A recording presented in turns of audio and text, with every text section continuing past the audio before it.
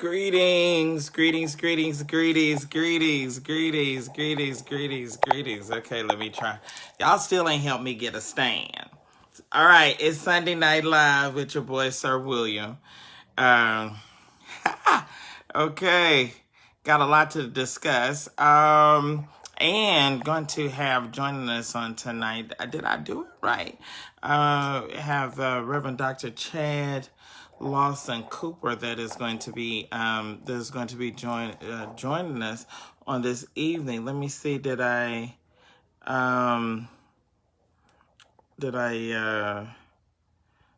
send him the invite properly? Is this how? Okay. Okay. So greetings to everyone. Greetings to everyone. Sunday Night Live with Sir William. Got a lot to talk about on tonight. So hopefully it's gonna be a good and discussion. I don't know. Some folks are saying your show. I said my show. What is it? What you mean my show? I just have a Sunday night recap and talk about and discussion about my blog and all of that. And now it's y'all calling it a show and all that good stuff. All right. So anyway, we got a lot to discuss. As we said, we're gonna have Reverend Dr. Chad Lawson Cooper on Harry Lennox and Harry Lennox. We're gonna discuss the movie that's coming out or that's going to be streaming next week. The movie, The Revival. Those of us that are Pentecostal, we know that next Sunday is Pentecost Sunday. And as you all know, when Jesus, in Easter, Christ died and he rose on the third day. And he, as we believe as Christians, lived in and dwelt on the earth for 50 days before he said, I go away and prepare a place for you, and that I am going to send you a comforter. All right. So that is our belief. A lot of us, we emphasize, or those of us that are Pentecostal, a point of emphasis for our religion and our religious and denominational beliefs is when they were all assembled in the upper room on one accord, and they were when the Holy Ghost came as a rushing mighty wind, and you all know the story quite naturally. So that's a very big point and place of emphasis. All right. Dr. Cooper, are you around? I sent, did I send the invite right, y'all? Did I, we're supposed to some kind of way, I guess, be on here together. Did I send it right? Or what do I press to, okay, it says sent. It says invite friends to, okay, this said invited him to watch. I was trying to bring him on. How do we do it? Did I do it wrong, y'all? I'm trying to, and then, okay, he's checking. All right, he's checking. So, y'all know, I don't know. You know I'm not attacking. So.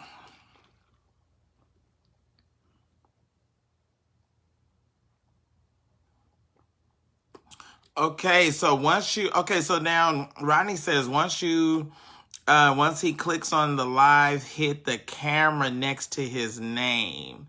Okay, is there a camera next to his name? Okay, let's see if there, okay, I don't see a camera next to him.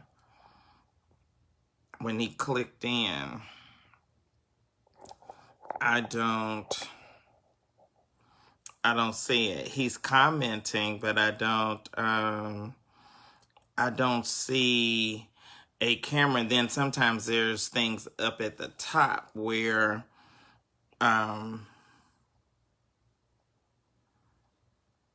he could be. Okay, let's see here. There he is. Do I click on him right now? I'm trying to. Okay, that swings it around.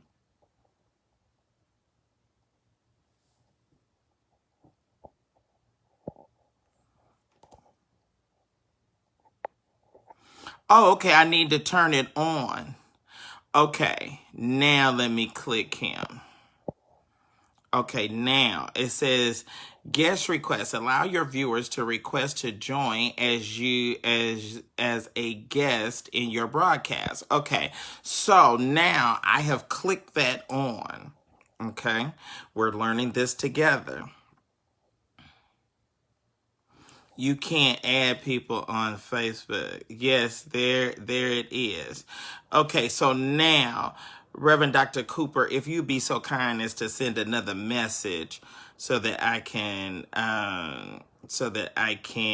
I guess I'll see the camera next to you as Prophet Terry has indicated. I love, since I'm Sir William, we're gonna be classy and formal over here. I'm gonna start that. I'm gonna start calling you all by your official titles and last names and stuff. I'm just we're gonna be formal and full regalia. I want y'all to start from now on. From this week forward, I want you to get dressed up convocation style for Sunday Night Live. I don't want you to watch me in your pajamas. I don't want you to watch me. Nah, just tease it. Okay, I'm trying to kill time as Chad Lawson Cooper comes on. I'm trying to see. Doc, do we see you? Do you see it? Do you see it? Do you see it? Or are we gonna have to just go old-fashioned? Because you know, oh, wait a minute, this phone about to go out. Because we know how to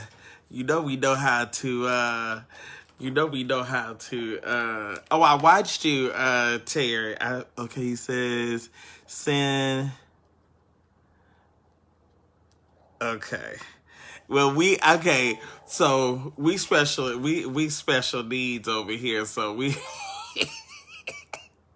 I don't think Dr. Cooper can figure it out either. We should have, and we apologize. We should have done a test run. That's somewhat my fault. So let's just get him on the line, and we'll come back. We'll get it together, and we'll come back later this week. I think I want to do. I'm gonna try to learn how to do a Zyme or Zyme or whatever it is that you call that. Now you're not gonna recognize this number, but Dr. Cooper, this is me calling you. And then so I hate that we gonna be old fashioned and colored and just go and have to put him on the thing. But the old. There we go. The old. I told her, I said we gonna be old fashioned and colored, but the old fashioned way works. Let me add Harry Lennox on. Okay. Now, can you all hear Dr. Cooper? Can you all hear him? Let me know. Okay, I think he said he's adding Harry Lennox on. You all know Harry Lennox. Harry Lennox played in the movie Ray. He played Ray Charles's manager.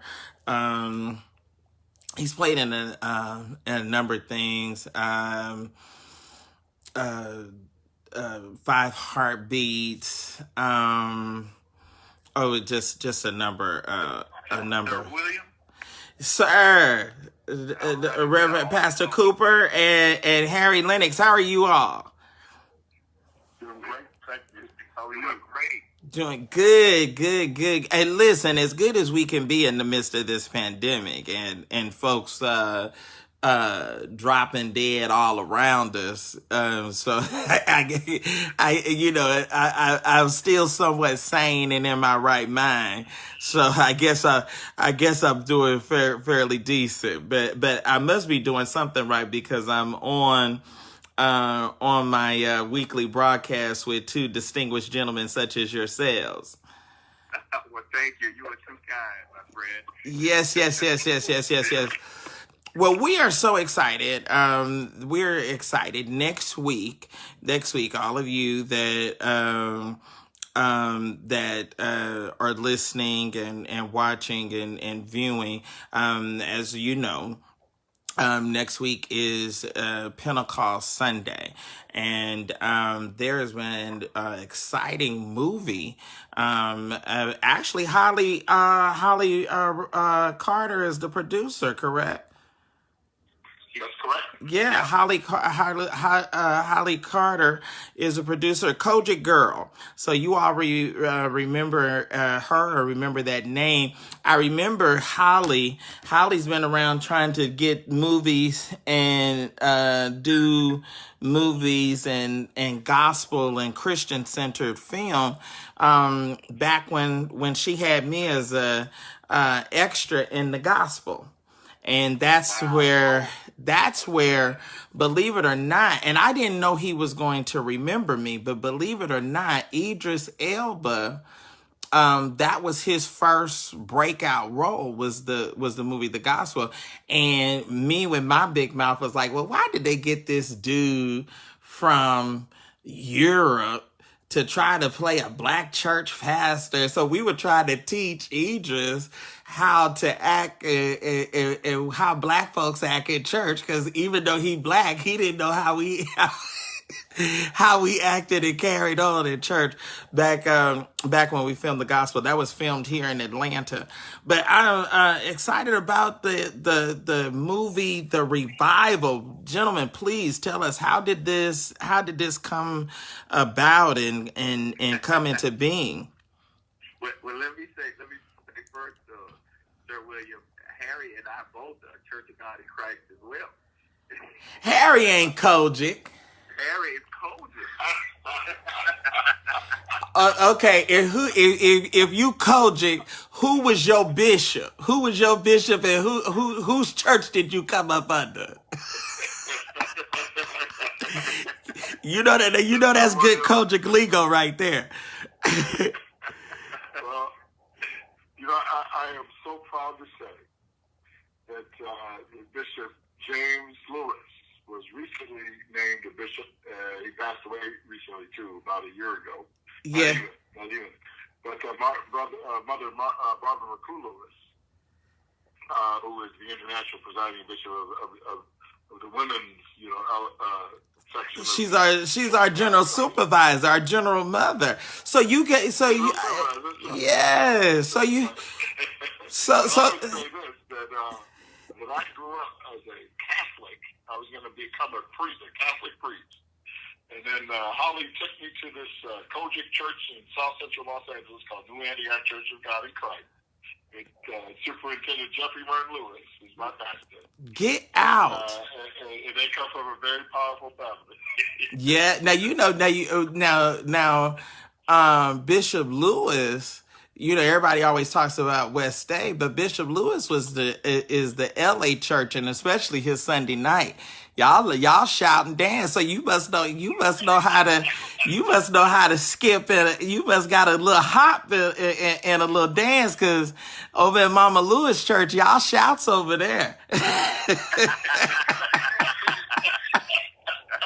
don't want to disappoint the people. I don't want to disappoint them, but I'm new to the game, but I love it over there. Yes. I'm an old. So you and Holly have a great history. Sounds like y'all been friends and known each other for a long time.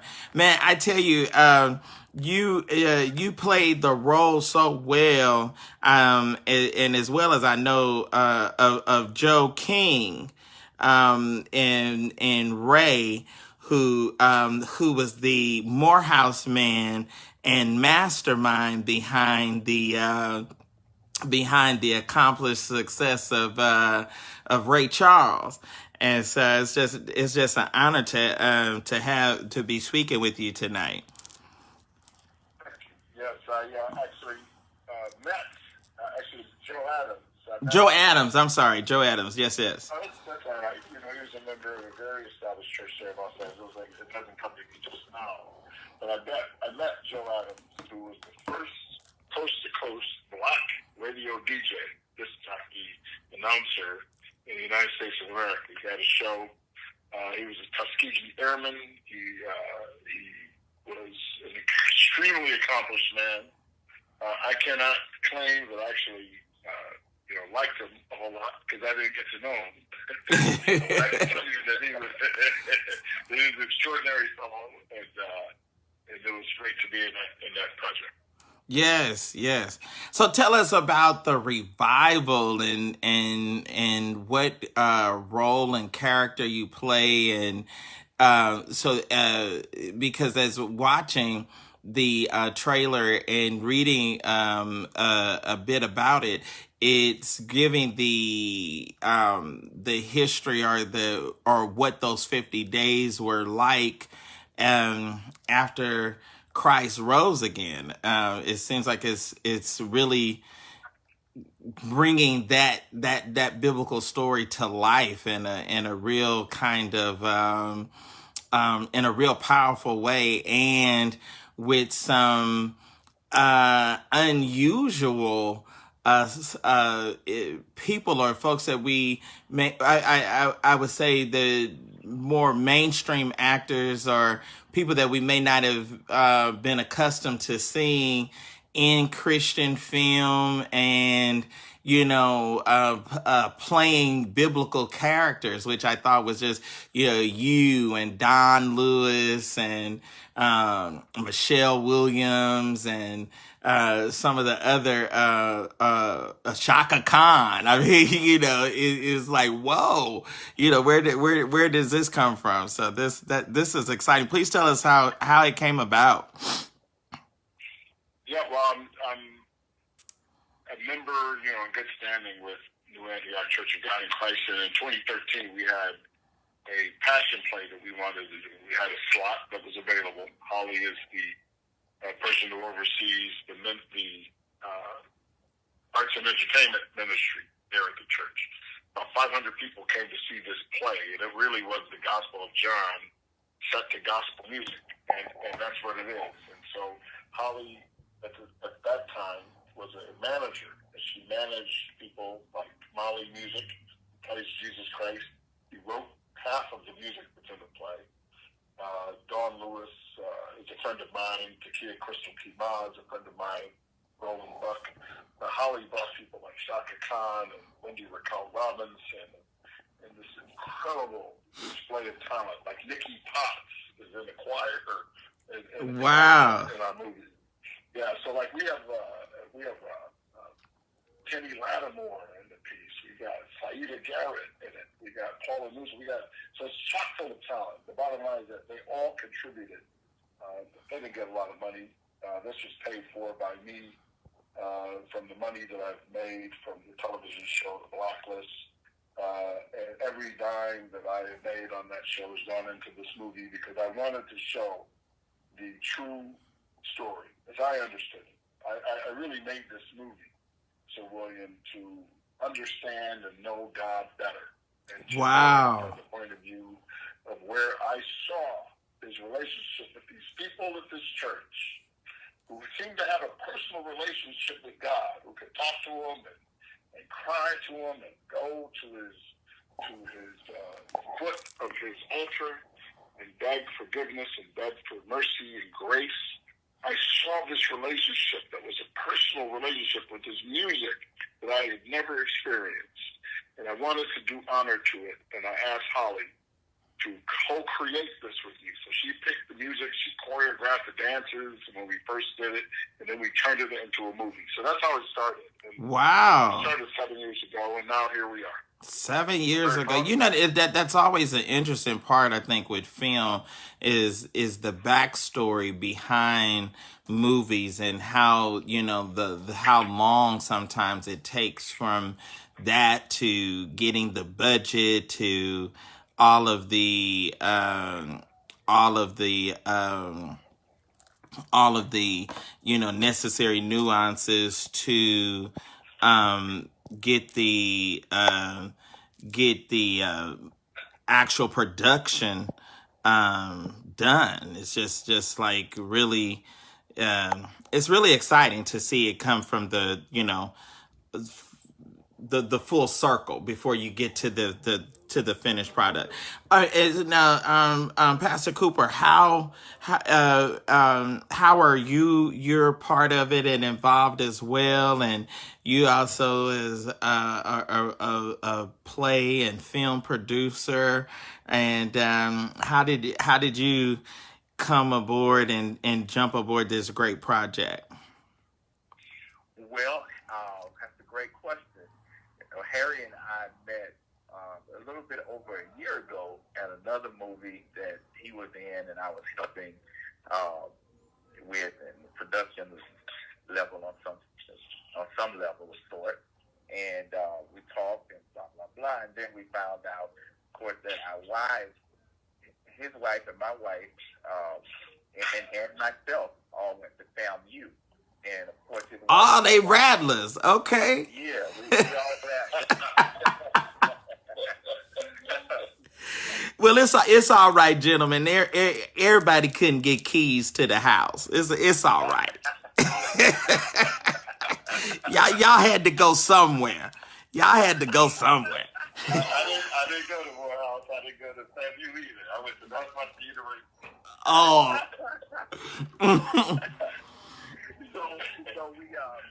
So we ended up doing some AMC movie theater premieres with Justice on Trial, the movie, and we had a premiere in New York, and it happened to be a weekend that it was not an AMC there, but it was a local theater here in New York, and it was a weekend that Harry and Gina were in town. And so my wife called her and said, "Well, you want to come and come to our movie premiere in New York?" And she said, "Well, if Harry and I don't go out of town, we're there." And sure enough, they came. Oh wow! And, and we talked afterward, and Gina, his wife, said, "Well, tell Pastor Cooper about Revival, your movie Revival." And so we talked about it. I was still filming some more to add on to Justice on Trial in Atlanta the next week when he sent me the link.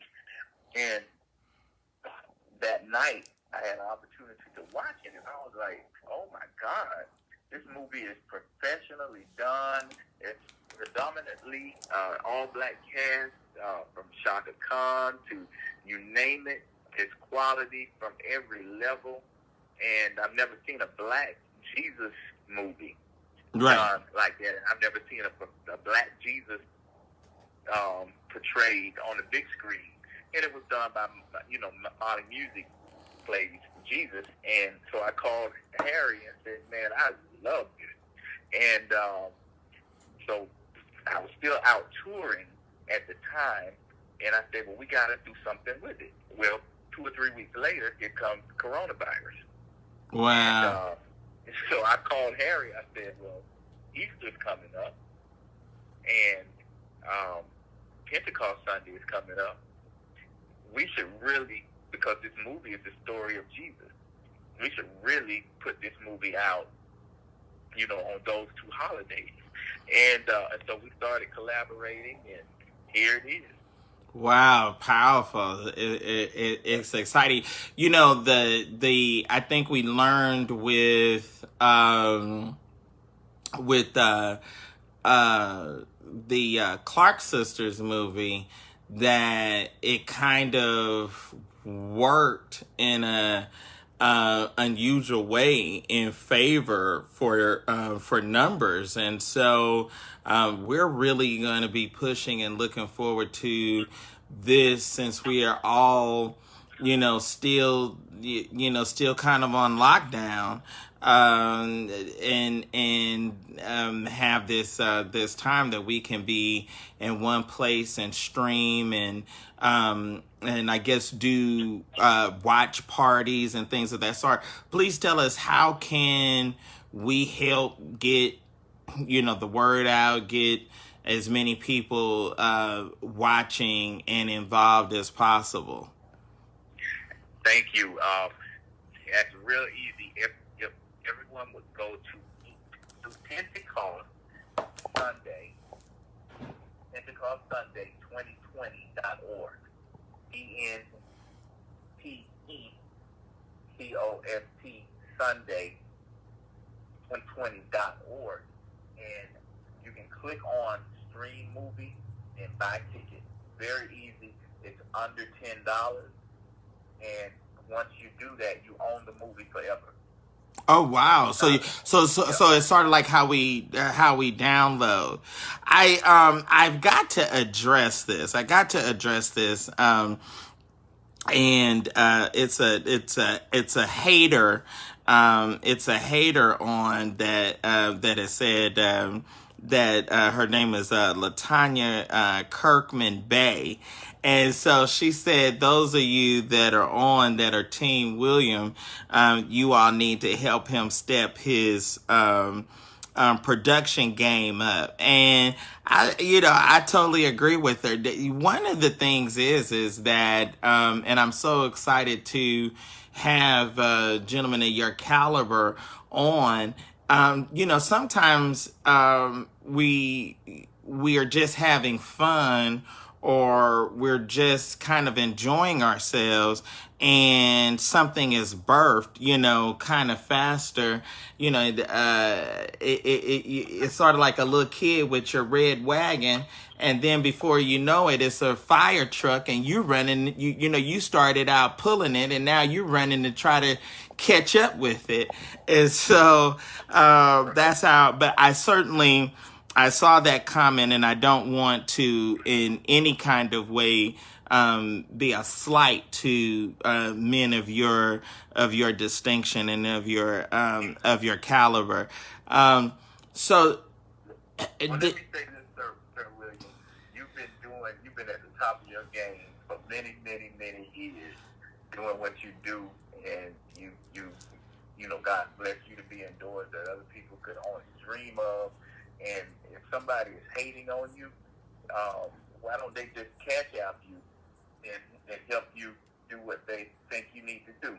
So, having said that, I just cash out you $200, and that's our gift and our love offering to you, because we appreciate what you do and what you're doing. Wow, Dr. Cooper, I really appreciate that, and really am moved because I started blogging, and just didn't know that it would grow and foster into something like this. Harry, is this we know you're a phenomenal actor, but is The Revival your first production that you've done, and or your first film that you've done and worked behind the scenes and bringing it to fruition? Is this your first project, or have you done other movies as well? Well, I've done 2 other movies before this, but I haven't done a movie like this. And so, the 2 other movies are called Troubled Waters, and another one, which is the first Black Shakespeare film ever done, called Mr. Sophistication. And you certainly are the epitome of that.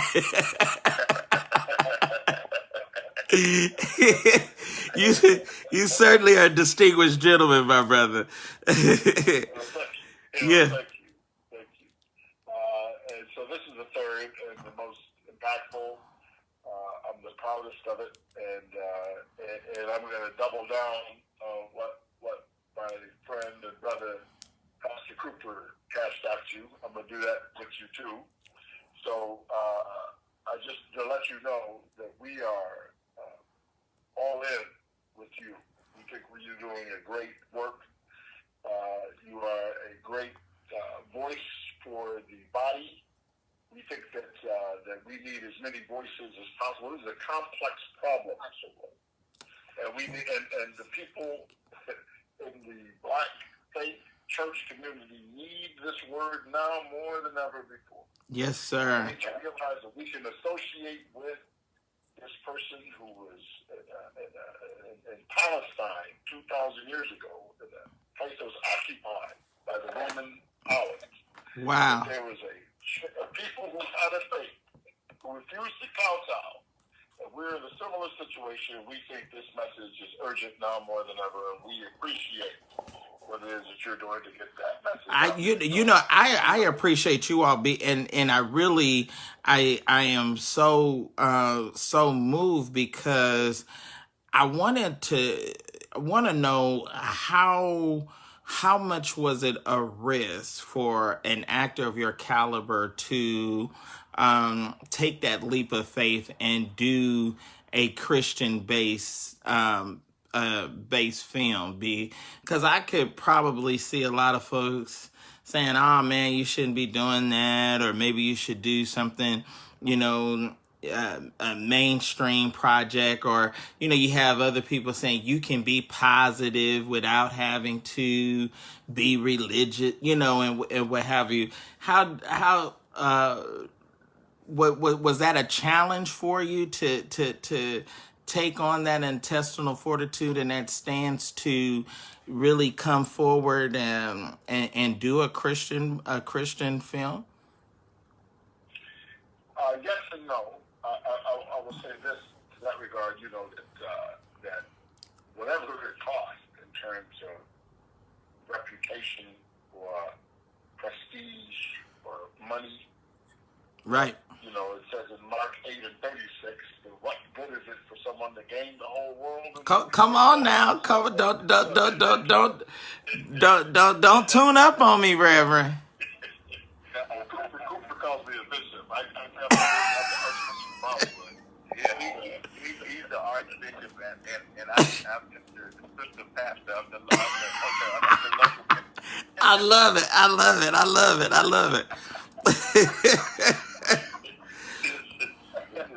But I'll say this: I don't care what they say. Whatever it costs isn't too much. There's nothing too much, and that I'm happy that God provided a way for this to be possible, and it wouldn't have been possible without God. In order to make this possible, there's never been a time. This is a fact.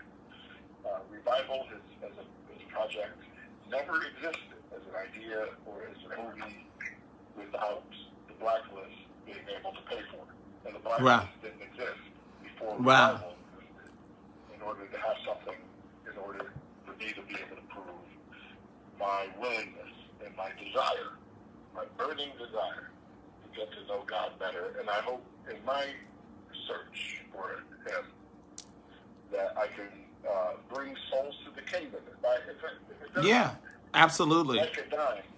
It doesn't cost, it doesn't make a dime in terms of profit. And I win one soul to the kingdom. It's worth it all. It'll be worth all. That's all. Incredible. I want to, we're going to work these kinks out. And, perhaps as you all schedule permit, I would love to do some additional leading into next Sunday, maybe some of the other cast members, and, and I appreciate sometimes there's a radio DJ here in Atlanta. She said, make your haters your motivators. And so, I appreciated the challenge to step my game up, and I'm going to do it. And we're going to come back if you all if your schedules allow it to come back into,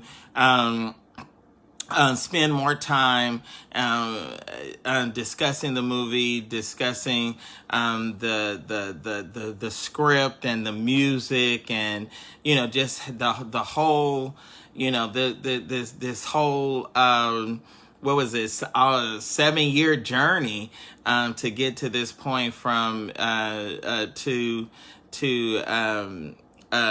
release to a release date, and also the example of staying the course, because a lot of times we'll have projects, and I know sometimes us as African American folk, we have a hard time seeing a project through. We have a hard time seeing it something from start to finish, and especially millennials and younger, because we grew up with the microwave, so you can take something, a frozen pizza, and in 2 minutes you got a hot meal. So a lot of times we don't know that how to that the grit and the grind, and sometimes the agony and the the toil of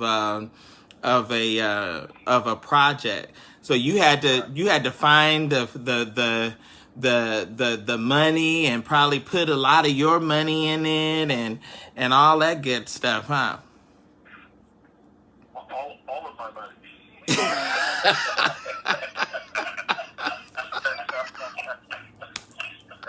That's okay. That's all right. Hey, only what we do for Christ will last. You know what I'm saying? Hey, that's it. That's it.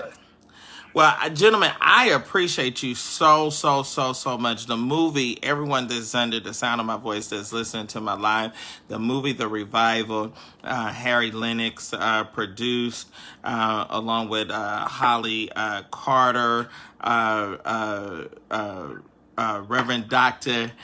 Chad Lawson Cooper, star-studded cast. You all, next week, this movie is going to be streaming. You'll see on my page the information of how to download your ticket.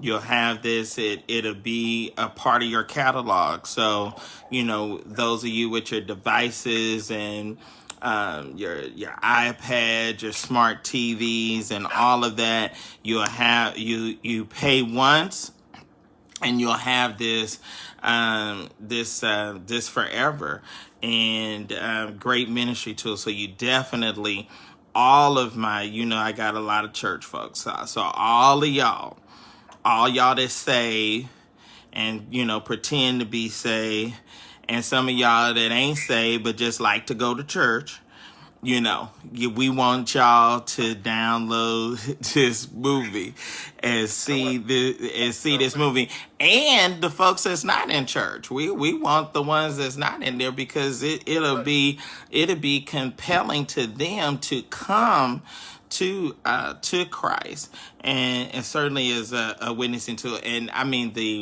it's just something to see these modern day icons, you all.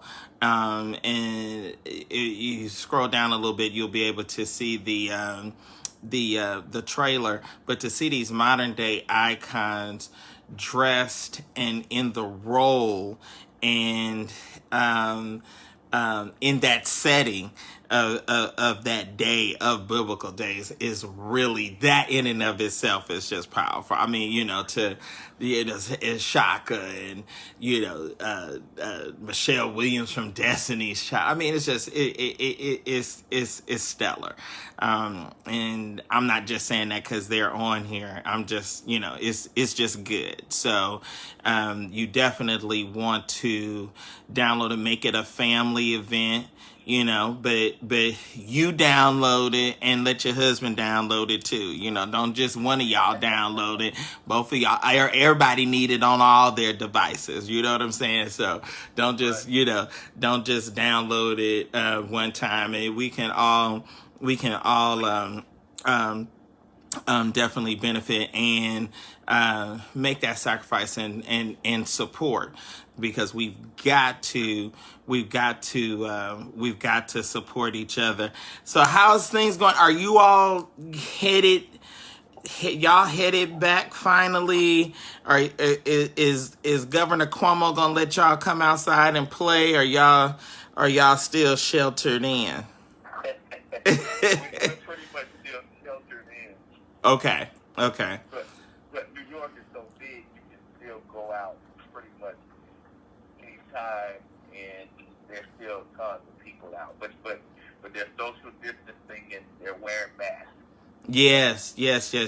And we got to come back on and have y'all on and talk about that, because it's a lot. And, as we lead into this election and all of this stuff is just like, whoa, it's a lot. It's certainly been a lot. But gentlemen, I'm not gonna hold y'all. But I really am just honored and moved that you all would be on. We're gonna do a sweep this week. We're gonna be pushing revival all week, and make sure that it's that we break numbers and break history with streaming downloads for next Sunday, Pentecost Sunday. Well, we appreciate it. We would thank you again. And this movie is gonna make us all proud. Yes, proud. Absolutely. We are already proud. We are already. I can't wait to see it. Everyone, again, Harry Lennox as well as Chad Lawson Cooper on Sunday Night Live with Sir William. How about that? And movie is streaming, going to be streaming next week, the movie The Revival. Gentlemen, I want to thank you. And Pastor Cooper, I will get with you so we can figure out what date and time works for Mr. Lennox to come back and some of the other casts, so we can lead into next weekend. Awesome. I'll be looking out. Thanks again. Thank you, and Harry, thank you. I can't wait till the opportunity to meet you in person. Phenomenal actor. Great talent, brother. And nice to know you saved and a good Kojic, bro.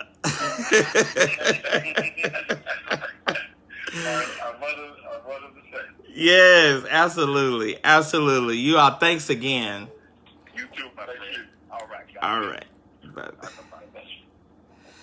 Well, movie The Revival is going to be streaming next week, and that was the producer and one of the actors, Chad Lawson Cooper, as well as Harry Lennox. So, well, thank you, LaTanya. I thank you for, calling me out and what have you. And I'm appreciative that they certainly thought it not robbery to show support and felt led. That was really beautiful that they felt led that to sow into me and what have you, because and you're right.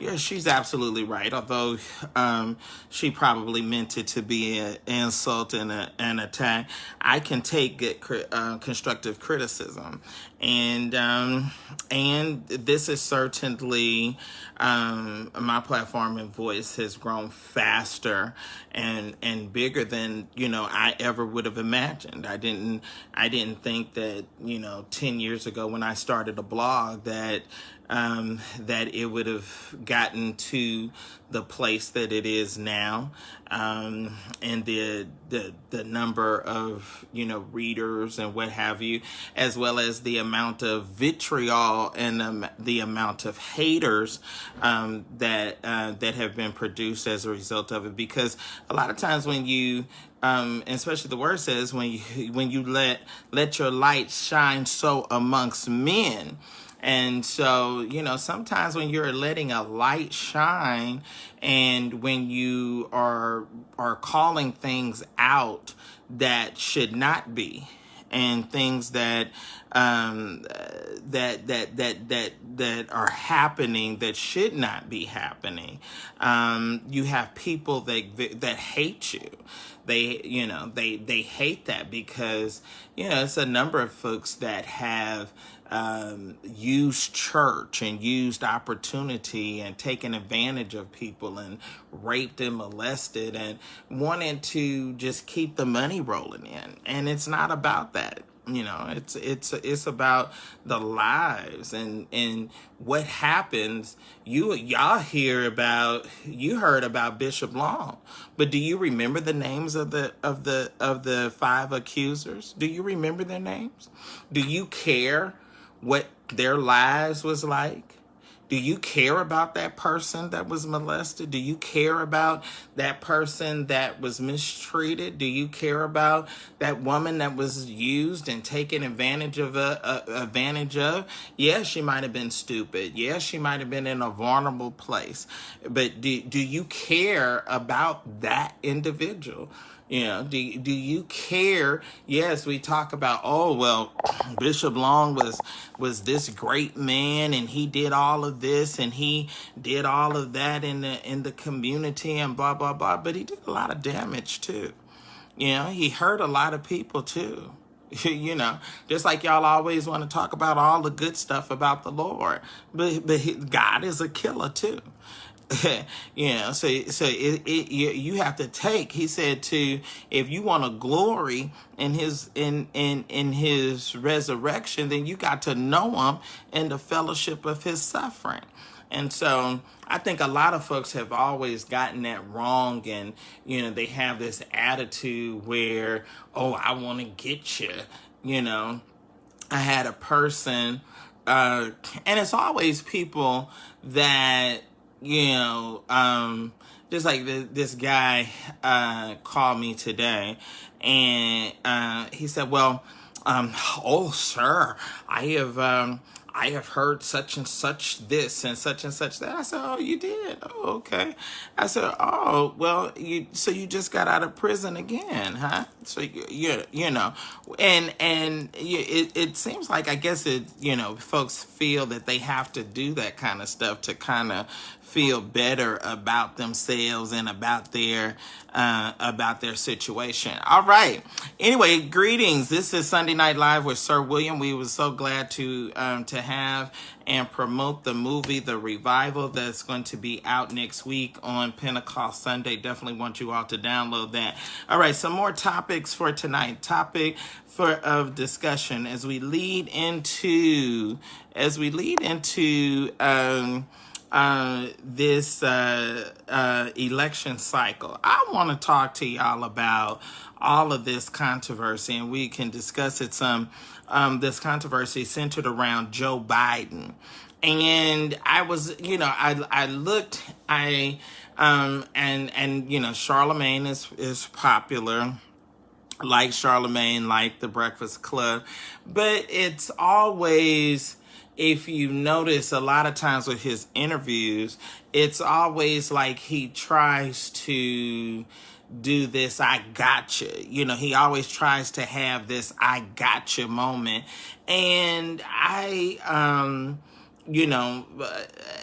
we all have, I guess, some white friends or friends that are white that because they may be friends of ours and close to us, we may allow them to say certain things or slip or have some advantages that some other folks wouldn't be able to have. So I'm trying to get the point of why is Charlemagne coming for Joe Biden so hard? Joe Biden's already, for the most part, got the nomination, and we have no other choice. So why are you coming and saying, well, I want something for my community? This don't have anything to do with Trump. Yes, it does. It has everything to do with Trump. Trump is the opposition.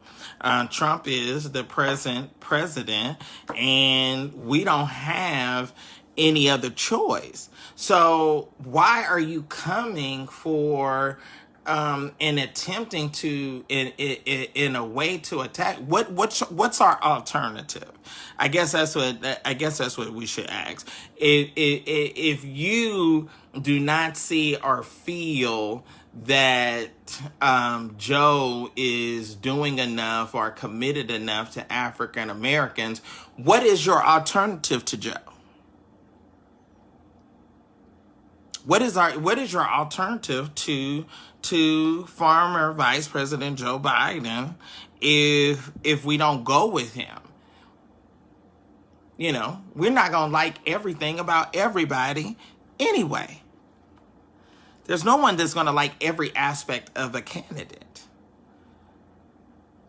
You overall, you like this particular one, and you like them the most, or they're the one that offers things that are closest in line with your convictions and your beliefs as a citizen.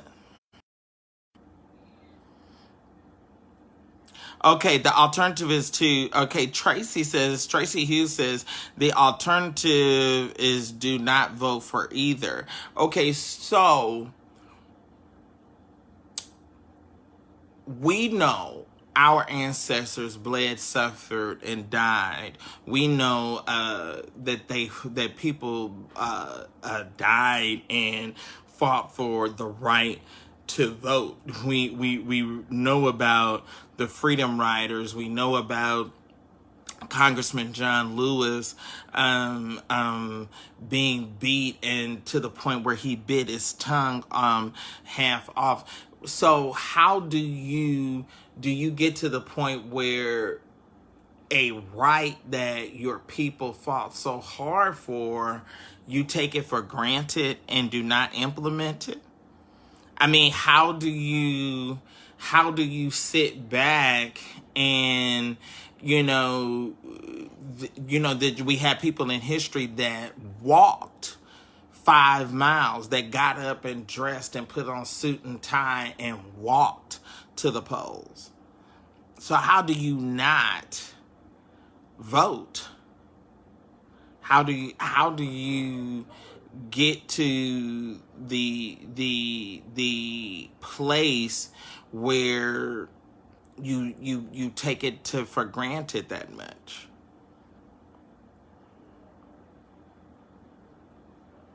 Okay, Dewana Pretlow says, not voting is what got us into this situation we're in now.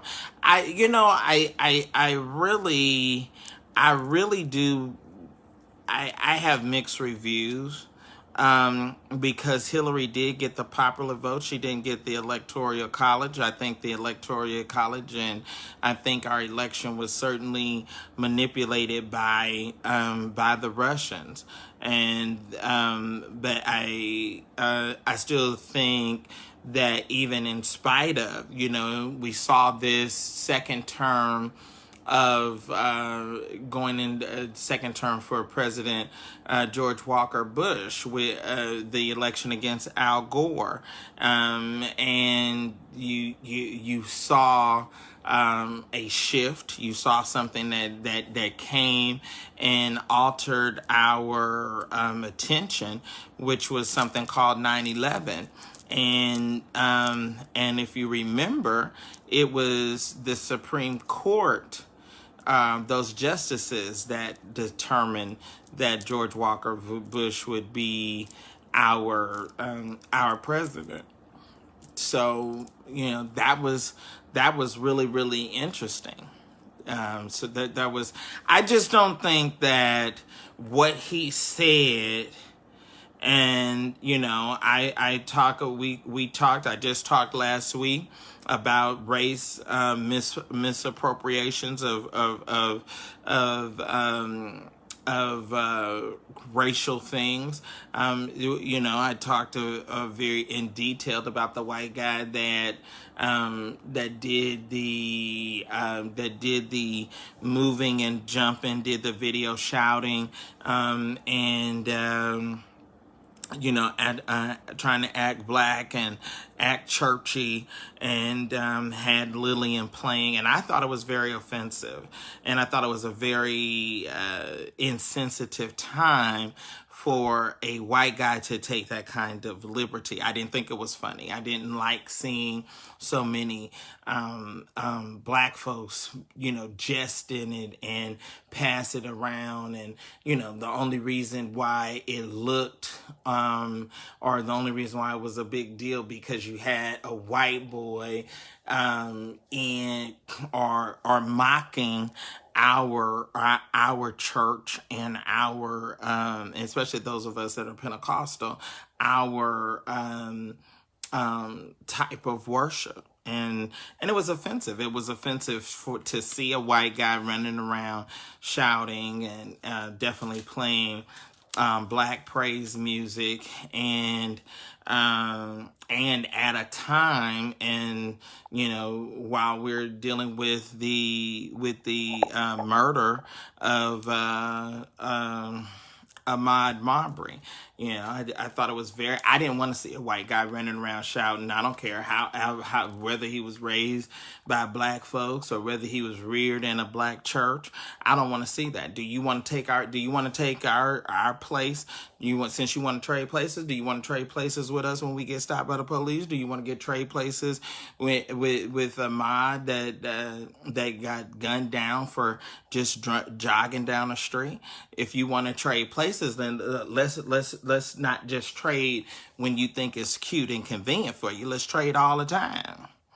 Okay, so it says y'all understand exactly what he's saying. Stop trying to be so politically correct when y'all probably don't. Okay, I'm trying to see what else he said.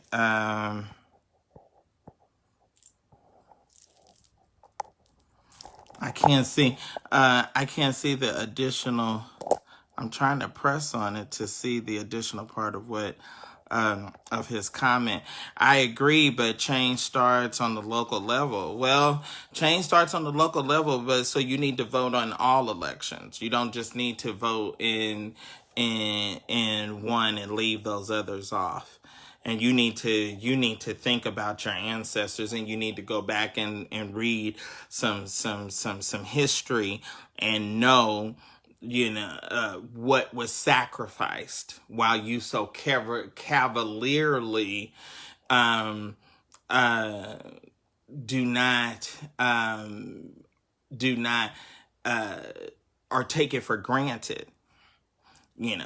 The Civil Rights Act is something that has to be renewed. It was just renewed again for another 25 years. It has to be, our rights has to be amended and renewed and ratified and voted on again. It's not just like, that this is just something that is going to be the place and something that we're going to have. And I think a lot of us take that for granted, that we just think, we can vote. No. It comes up for people of our color, of your hue, of whether or not we want them to be able to continue to vote. You are aware of that. Okay, so anyway, I just think that it was unfair. I think that he is coming for Biden at a time when you need to be. And you know what? Let me say this to you all. I'm down with playing devil's advocate sometimes, but all the time, everything is not it's not cool to try to play devil's advocate all the time. This is not a time. This election is so serious. Our country, our lives, you all. We're running around in masks. Okay, we're running around in mass because you had a president that was told and began to be warned back in October of last year that this thing was coming.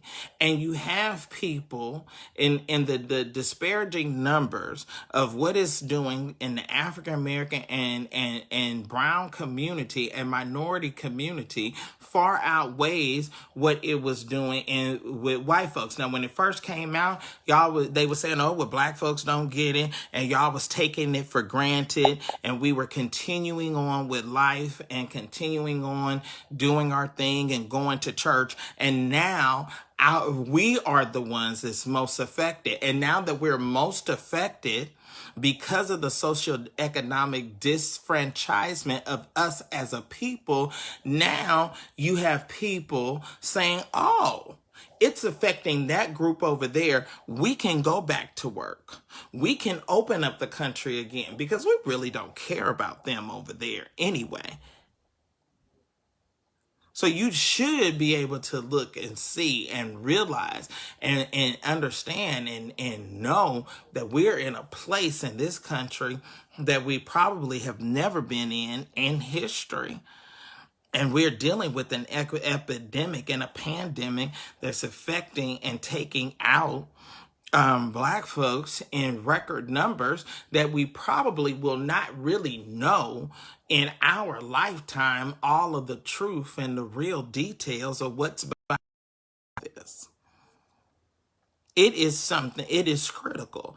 And it is not a time to take your voice and take your platform and come for the only man that worked as the vice president with the first African American president that has some level of love, compassion, and concern for our people. This ain't no time to come for him. It's something about what I want for my people. Well, the man is not elected. He can't do anything. And again, what is your alternative? What is your alternative if you don't go with Biden? Are you going with Trump? Are you? Because you got a stimulus check because the world was cut off. You didn't even have anywhere to go to spend your stimulus check. Go outside, getting a breath of fresh air for the first time in history. Getting a breath of going outside, getting a breath of fresh air is killing people. Are you hearing me? So it is not a time to play devil's advocate. It's not a time to divide and what have you, because that's what they want to do. Distract us, divide and conquer. So now you got some little black guy running around coming, well, it's about what I want to do for my people. Well, first of all, you wouldn't have even had a chance to get into a debative match or conversation with Trump because Trump is certainly not going on the Breakfast Club. He is certainly not going to recognize you and give you an interview. So, and then there's one guy that does, and then you come with him and you meet him with this level of almost like animosity.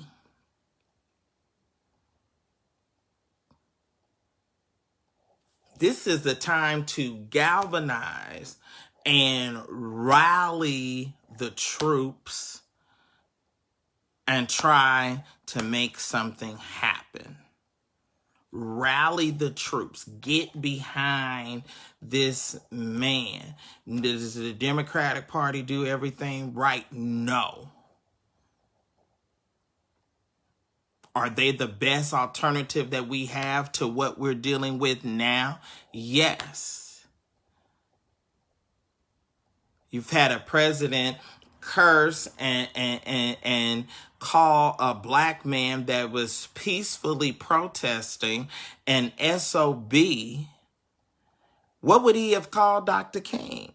What would he have called Malcolm X? What would he have called Marcus Garvey?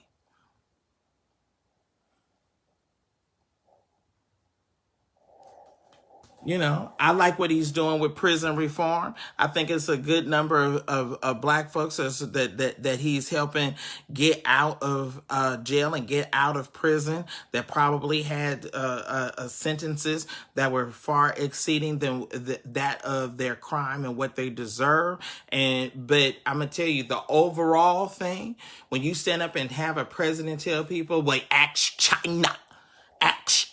And stand with the vitriol and have awaken a demonic and evil presence of racism and tension and animosity. You don't feel, if you really are honest with yourself, you don't feel the level of comfort walking down the street that you felt in Obama's time, in time, even in George Bush time in office.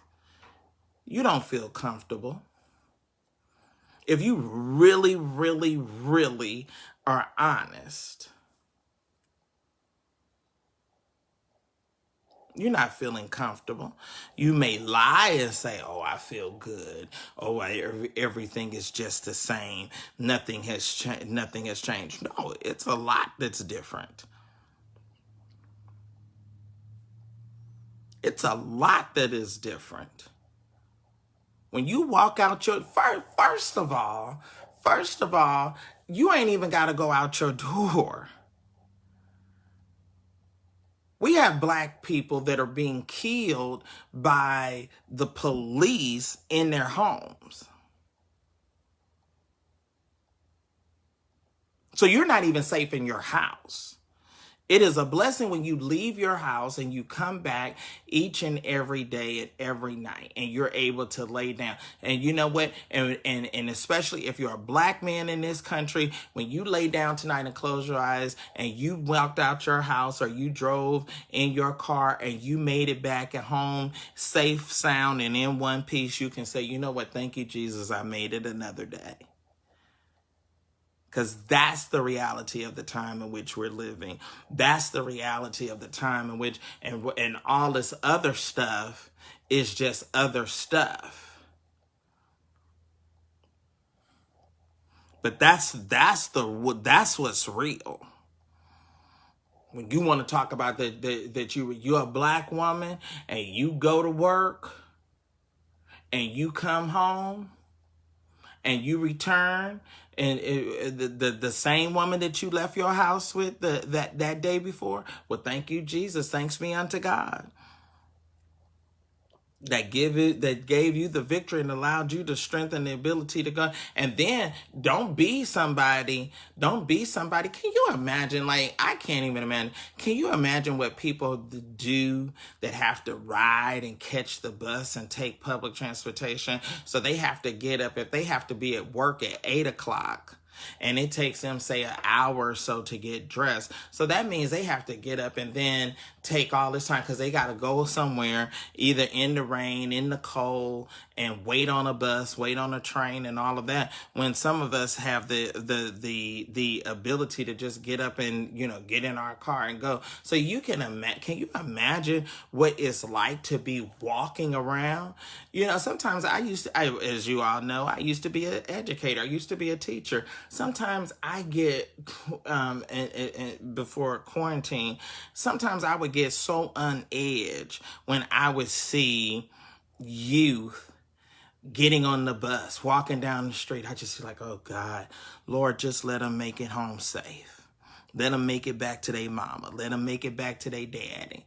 And you just, you see them leaving school. They waiting on the bus. And you know how teenagers are. They running around with their friends. They running up and down the street. They laughing and talking, joking and jesting, and, may or may not be paying attention and don't know the day nor the hour that one can get swooped up, and within moments, within an inkling, within seconds, the whole trajectory of your life could change your course. That's the reality of what we're talking about, and that's why you got to vote. All right, let's get enough serious stuff for tonight. So, what y'all think about Giselle and Jamal Harrison Bryant being back together? Y'all won't, y'all gonna learn to listen to me. Y'all gonna learn to listen to me eventually. I told y'all that Jamal and Giselle was gonna get back together. Didn't I tell y'all that? When they went on vacation, what was it, 2 summers ago? When they went on vacation together and I reported on it, I told y'all, I said, y'all, they're gonna get back together. Okay, and then he's getting a second time around. So now what I'm waiting to see, because the whole if in all of the drama about whether or not Nene is gonna come back, whether or not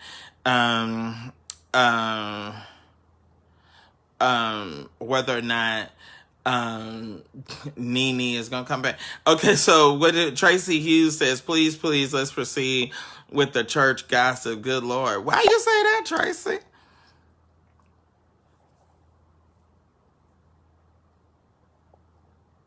Why you say that? What grieves me is the most is his blatant disrespect for the Constitution and the systems set in place. Yeah, come on. Very blatant.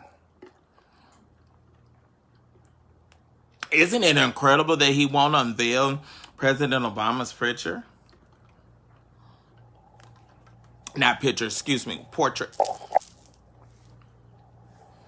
Although they're saying that it's because of Corona, that they're not unveiling it because they can't have the full ceremony and the pomp and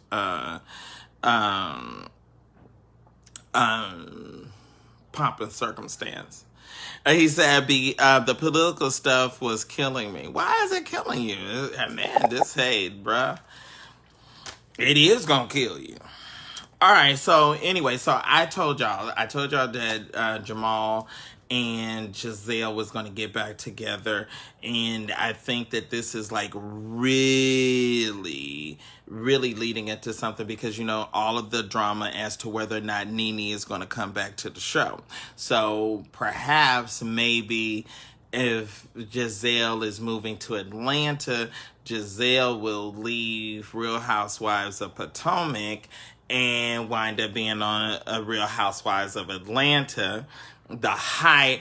And I'm wondering if some filming is going on because of all of the hype and all of the drama around all of the stuff going on at New Birth. And I'm wondering, was the rumor of the alleged baby PR hype to build a storyline? What you think? What you thinking? Do you think that this is possible, plausible, drama that is built that we'll see in a reality show that's being taped that we may not be aware that's being taped, with his whole thing about broadcasting and DJing live from the basement? And then you saw his birthday stuff today, and they was playing music and driving, the folks was driving through. He was collecting them cards. Did y'all see him collecting them cards? I said, go ahead, Reverend. I need to start me a church so y'all can collect by Cash App. Amen. Is $ Sir William G. McCray. I. So I think it's interesting. I really do think it's interesting, and I think that Jamal and Giselle would be a hot addition to Real Housewives of Atlanta. Don't y'all think that that would make Real Housewives, I really would like to see Giselle go head to head with Kenya. I would like to see Giselle really go head to head with Candy. I would like to see Jamal in the mix with the husbands and with the guys. I mean, like, I really do.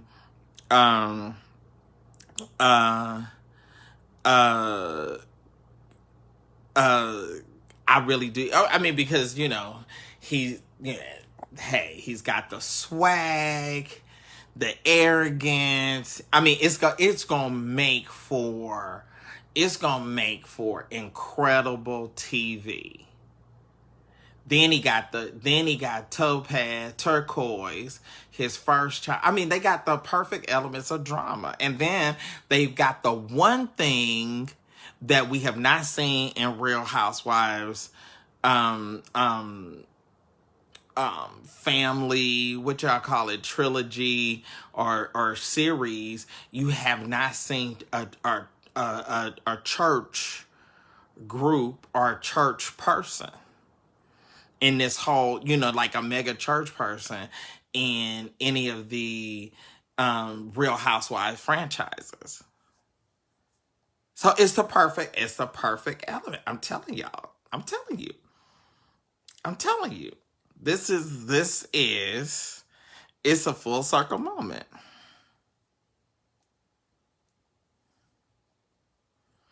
Okay, she said they'll eat her alive. She'll be out of her place, just in your opinion. Do you think so?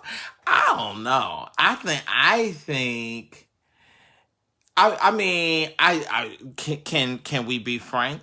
I know Cynthia and worked with Cynthia and Peter back when they had Uptown. They were one of my clients. I did PR for them when Uptown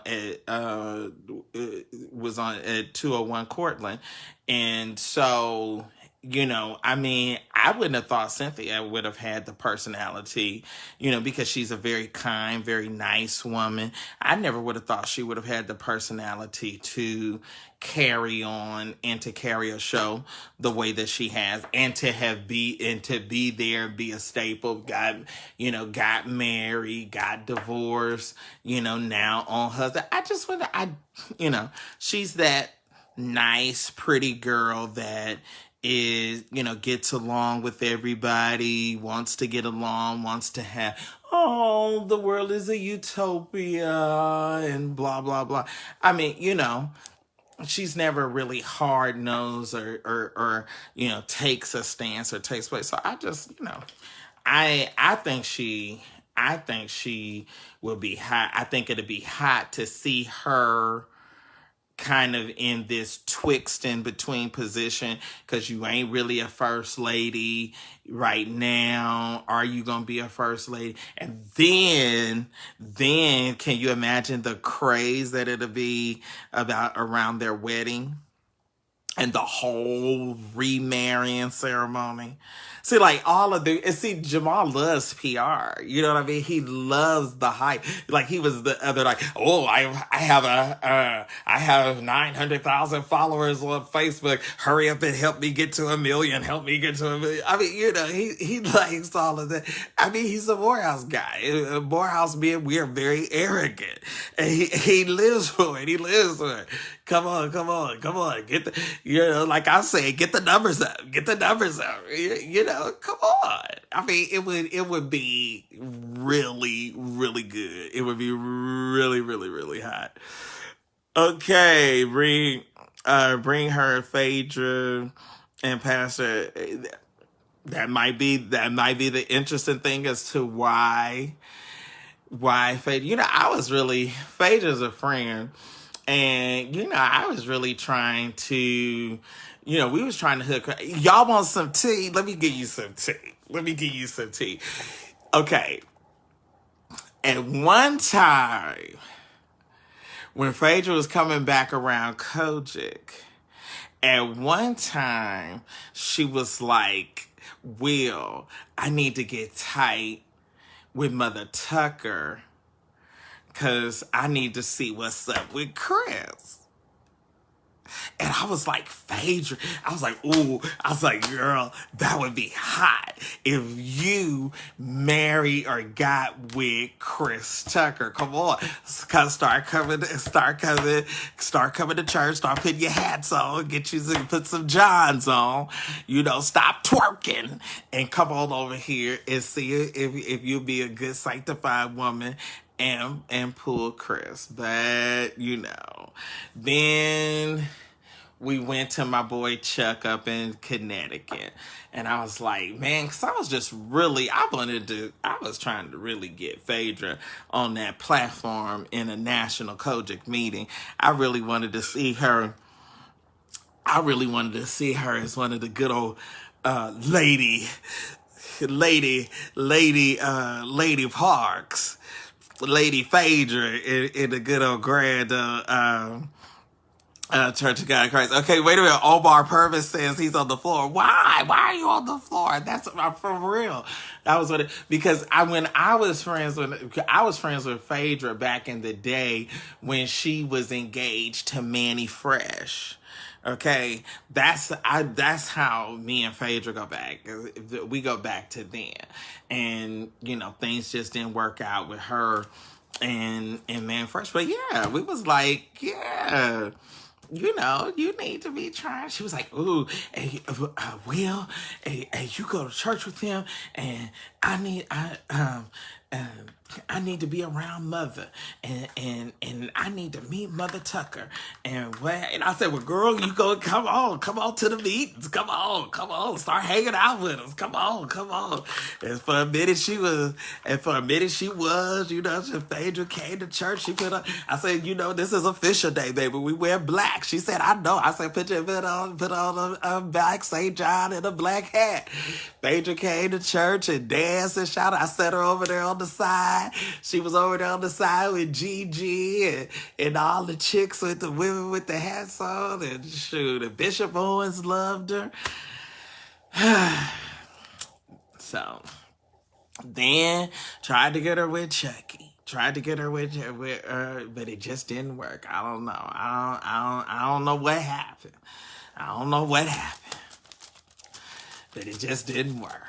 Now, that's some exclusive tea. Didn't nobody know that. I know y'all didn't know that. Anyway, when Purvis says, it's Chris married. No, Chris isn't married. He has a fiance. Omar, I'm trying to think of who Omar Purvis is. He said he's laughing. Yeah, so, and then, tried to get her up there to Connecticut, tried to get her to Chucky.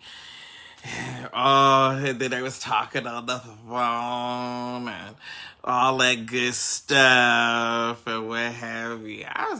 She would have been a hot little bishop's wife. I definitely, because she's got the perfect combination of class, style, distinction, intelligence, and what have you. But she also has that, because a little wretched is in. You know what I mean? It's like you can't be all the way wretched, but just a little bit of wretched is in. Because Phaedra has that element of a Louise Patterson. You know what I'm saying? See, Gilbert was able to marry Louise, mold her, refine her, and what have you. But just like Gilbert always said, Louise is my wife. Louise is not a preacher. She's not an evangelist. She is my wife. Anyway, we ain't gonna go into that. Speaking of wives and husbands and church drama, I guess it is time for us to go to the update of what is going on in Texas. The updates of what is going on in good old Texas, good old Dallas. Now, this story is getting to be the gift that keeps on giving. And so those of you, we're going to jump right on into it. I'm talking about the Lorenza Platter and Ryan Chandler situation. So, and how these dots are connecting, and how that more men are part of this kind of black gay church down low in between behavior, and how they all kind of know each other and have friendships and interaction with each other. So it's just like really, really, really, really, really, really, really interesting how it's coming together, and the names. Well, let's go back and let's examine. Let's go back and let's examine my last post. What was this? Was this Thursday? I believe it was. Okay, so we got some additional information. Obnoxious breaking news. The story is the gift that keeps giving. Superintendent Lorenzo Platter went live Thursday night to respond to the allegations of his having a relationship with Ryan Chandler. Okay, now let me pause there. During his 30-minute live with his wife Bridget, he never affirmed or denied that he was in relationship with Ryan. In fact, he clarified and brought clarity to, in fact, that he did know them. He alluded to the fact that he might have been a homosexual or had some homosexual tendencies or had participated in homosexual activity, because he did say, I have a past, and that people know his past, and that he has not hidden who he was. Okay, let's continue. So, his attempt to address and bring clarity to the situation only raised more questions as to how this actually happened. Now, that's absolutely true. I think that prior to I think his attempt to address, because he said that he was being coached, and he said that they're in litigation. Okay, well, who are you suing? Who are you suing, and why? I mean, like, come on, my brother. I'm sure you certainly don't want to walk into the doors of an open court and have the intimate details of your life splurred for all the world to know and see. I think what you need to do is get you some good sense and get down on your knees and pray and beg God to have mercy upon you, because this is opening up a floodgate of things that is going to have you liable, and perhaps your jurisdiction, and perhaps the national church. So what you need to do is let sleeping dogs lie, and instead of getting wind in your jaws and acting and attempting like you gonna get big and mad and bad with anybody, you don't have anybody but yourself to blame. You decided, and let me say this, that I might add. Just like you sat there and you said, I don't know William McCray. William McCray contacted me. I think my name was mentioned 3 times. You know, everybody has to mention my name. Everybody has to screen record my lives and put them on they page, because if nobody has anything to talk about if they're not talking about Sir William McCray. So anyway, he said, well, I've only known, I don't deal with him. Well, I don't deal with the likes of you either. sir. I don't deal with and I don't have friends with people that rape and violate children. I don't have friends and people in my inner or personal circle that do and have pled guilty to child endangerment charges. So certainly you're absolutely correct. We do not deal. We do not know each other. I did not know you and don't know you. And so, no. So in case that was meant to be shady or nasty or what have you, that's how it sounded. That was the spirit in which it was stated. And that's the spirit in which I'm taking it. And so since you wanted to take it there, I'm going to take it there. I'm glad I don't know you. I'm glad that I don't have any association with you. And I'm glad that I don't have any association in personal relationship with anybody that would do anything with a child. Now, if you want to run around here and you want to sleep with grown men and you want to pay men to have sex and be generous and if you want to use God's money in your church account and your church app or your church cash app account to pay somebody for sex and for sexual favors or whatever you want to do or whatever you claim that you're doing because you say you help people so much or what have you while you getting helped, while you helping yourself in the background or what have you. And then if you really want to get technical, so since you got a feeding program and since you're getting federal money, maybe we need to see the books.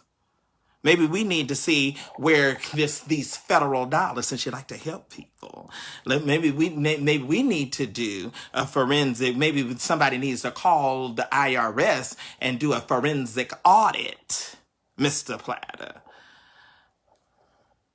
We need to see the books. How else? If you're spending and giving the likes of Ryan Chandler your money from your church account, what other stuff are you doing with your money from your church account? Am I talking right? I just want to know, am I making sense? If I'm making sense, I want let the church say amen. I will continue to read as you all logging on and listening. Texas, are you coming on? Are you coming, Dallas? Because it seems like we have run up on a hornet's nest.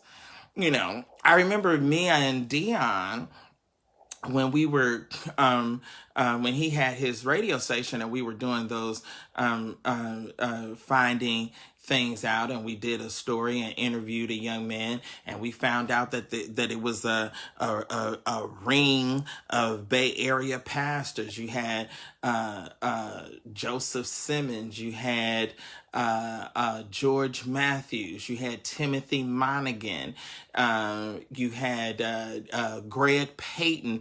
You had this ring of men that were swapping these young guys back and forth like a good joint. You hit them today and I'm gonna hit them tomorrow. You screw them today, I'm screwing them tomorrow. Then Joseph Simmons, I called him. I said, well, why, if the boy was having trouble, why would you buy that boy a car and give him a job at your church and you knew he was wayward?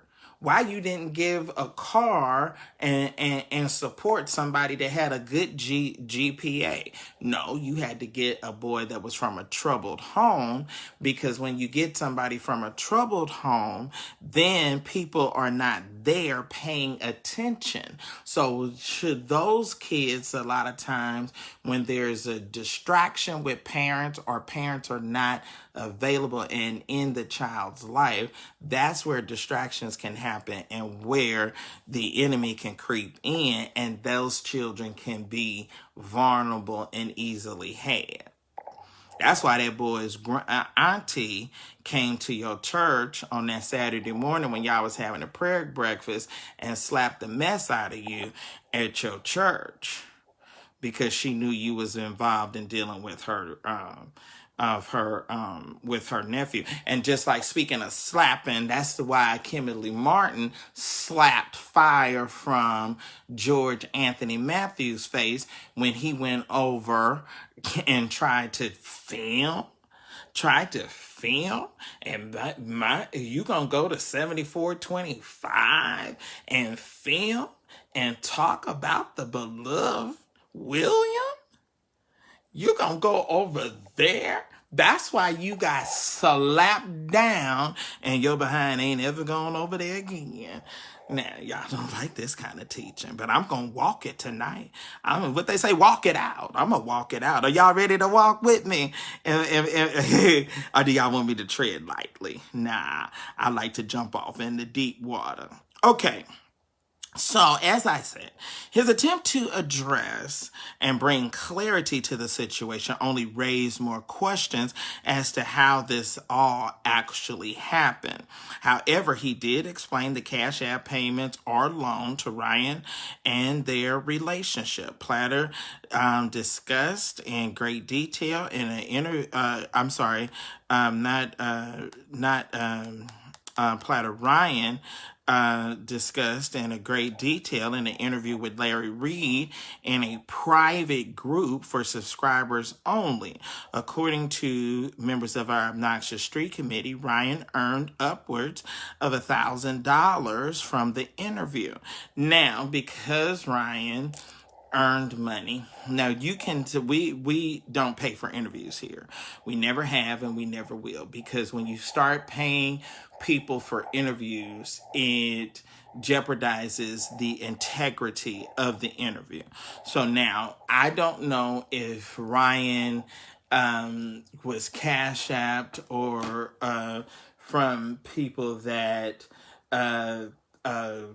follow or subscribe to Larry or not. However, I was told by several sources that Ryan did receive $1,000 or more as a result of his interview and involvement.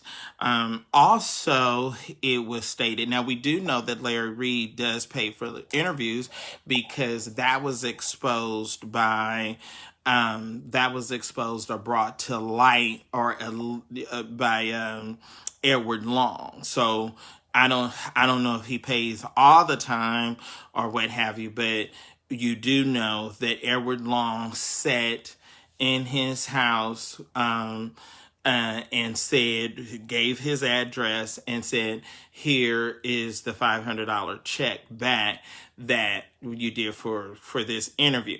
Now, it was also rumored to me from insiders, I'm Kojic, and it was rumored to me that some finances or some money was also sent to Denise Clark Bradford for her kind of waking up and doing the interviews that he did with her and her son Larry.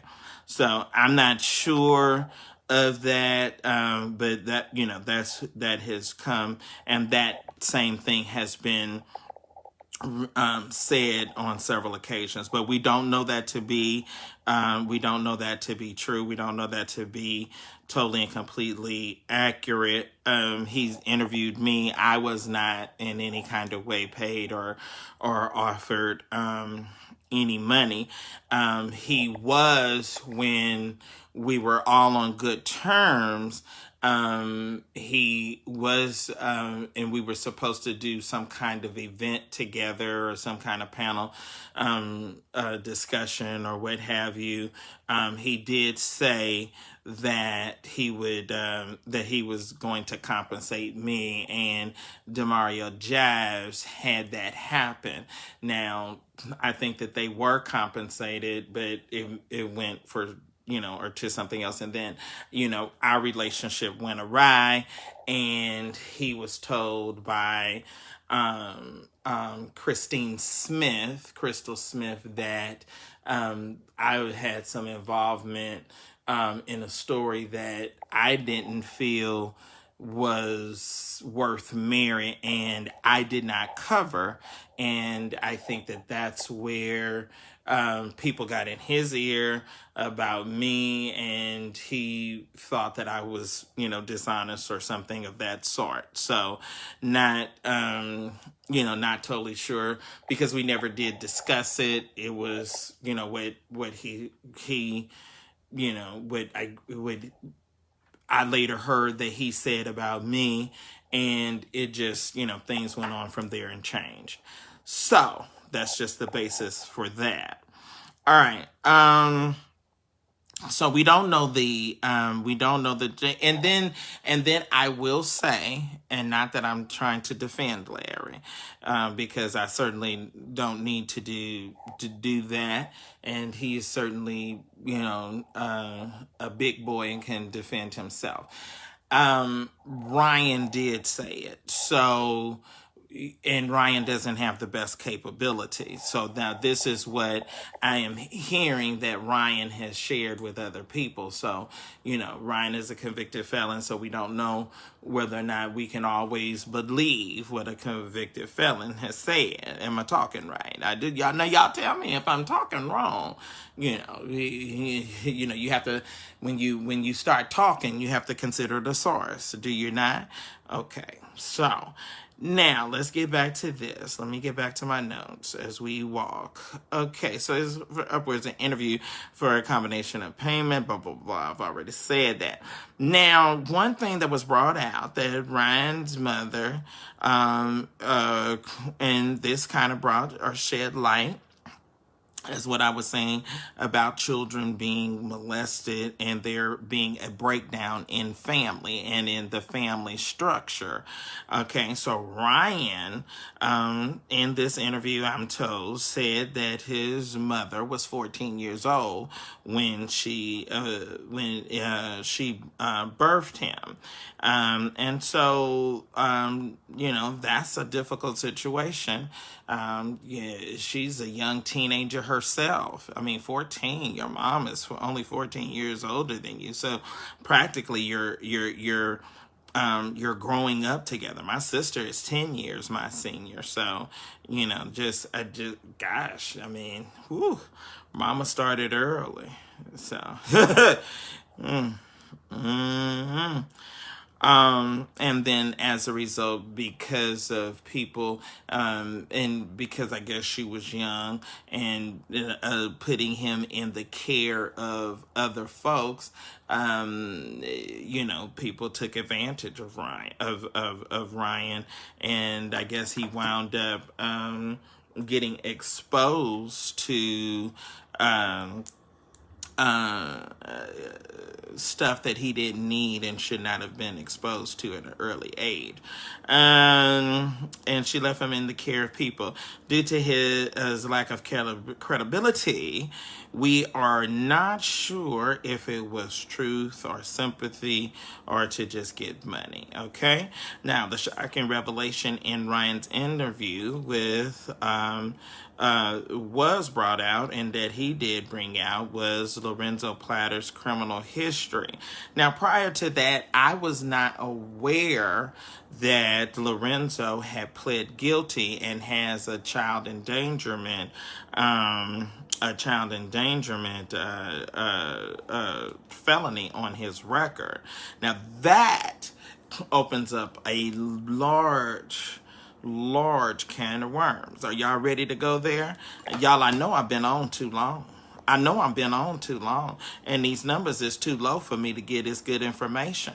Y'all need to get these numbers up. I'm talking good. I'm talking facts and not fiction. And I got documentation and proof to back up everything I said. I got the full court document from his pleading out and pleading guilty. I didn't put the text messages up. The man is a pastor. I was trying to spare him and his family and didn't put the text messages up with you know, this is who I'm doing today, and this is what we did, and this is how we did this is how we did it. Are you all liking and sharing? Are you sharing and liking? Are you telling your neighbor?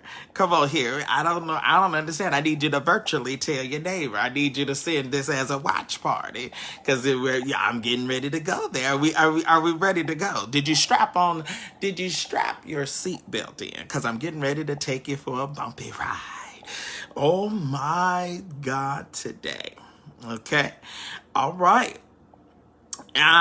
So, now I did not know the charges. Now, in the interview, his criminal history was revealed. It seems that he has a child endangerment charge. Now, at one point, I guess it was maybe child molestation, and then it was brought down, or it was reduced when he copped a plea. So when he pled out, just like and we do know from James Fortune, who also lived in Texas, we do know that James Fortune burned his stepson when he put him in scalding hot water, and it was so hot that it melted his penis off, and his penis and stuff had to be surgically reconstructed, and from his hands down, that boy has burns and scarring, and he was so abused by gospel singer James Fortune that he had to be airlifted to the hospital. And you remember James Fortune and that boy's mama stayed with him in that. But however, because that was his first offense, and because Texas has some interesting laws, what James Fortune was able to do was not ever spend a day in jail. He copped a plea and did something called a criminal diversion program, where when you do criminal diversion, you're saying, well, I'm guilty and I opt out to this, and I agree not to get in any trouble, and blah, blah, blah, and what have you, whatever the case may be. So now, I don't know, we're working on the details, and it's a lot to these court documents that I have to read through, that may have been something similar that Lorenzo did, okay? Now it seems that he has a child endangerment charge involving a minor boy. We're still working on the details of exactly what happened, thanks to a member of my Obnoxious Street Committee that sent me over the entire court file. And we opted not at this point to, not to say that we won't, but we opted up at this point not to post the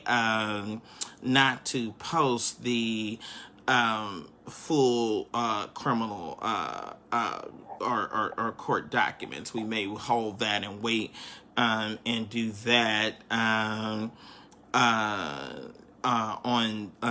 the site, because we certainly know that you all are going to want to see the details.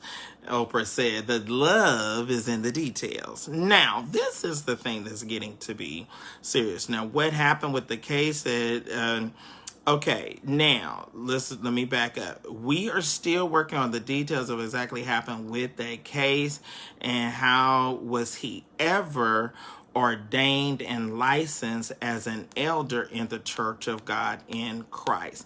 Now, this is the big deal. This is the big deal, because as we understand it, okay, as we understand it, let's look at it. Let's examine it, okay? Bishop J. Noel Haynes, Bishop J. Noel Haynes, I wish it was a way. Is there a way to pause? Is there a way to Is there a way to pause? Um, is there a way to? I'm sorry. Is there a way to pause this? Cause I got to get some notes because I want to give you the exegesis of this correctly. Okay, so J. Noel Haynes died. J. Noel Haynes had Texas Northeast jurisdiction of the Church of God in Christ. J. Noel Haynes died in March. J. Noel Haynes' jurisdiction was so large that the presiding bishop oversaw the dealings of Bishop J. Noel Haynes' jurisdiction himself. He did not delegate it to the authority of one of the members of the general board. He went to Texas back and forth himself. Now, later that year in October, I believe it was October the 15th, Bishop James Lee died. Okay? Bishop James Lee died, and they were all of these guys were in Bishop James Lee's jurisdiction. And Jerry Wayne Macklin was brought in because Bishop James Lee's supervisor prior to Mother Pope was a cousin of either cousin or aunt of Bishop Macklin.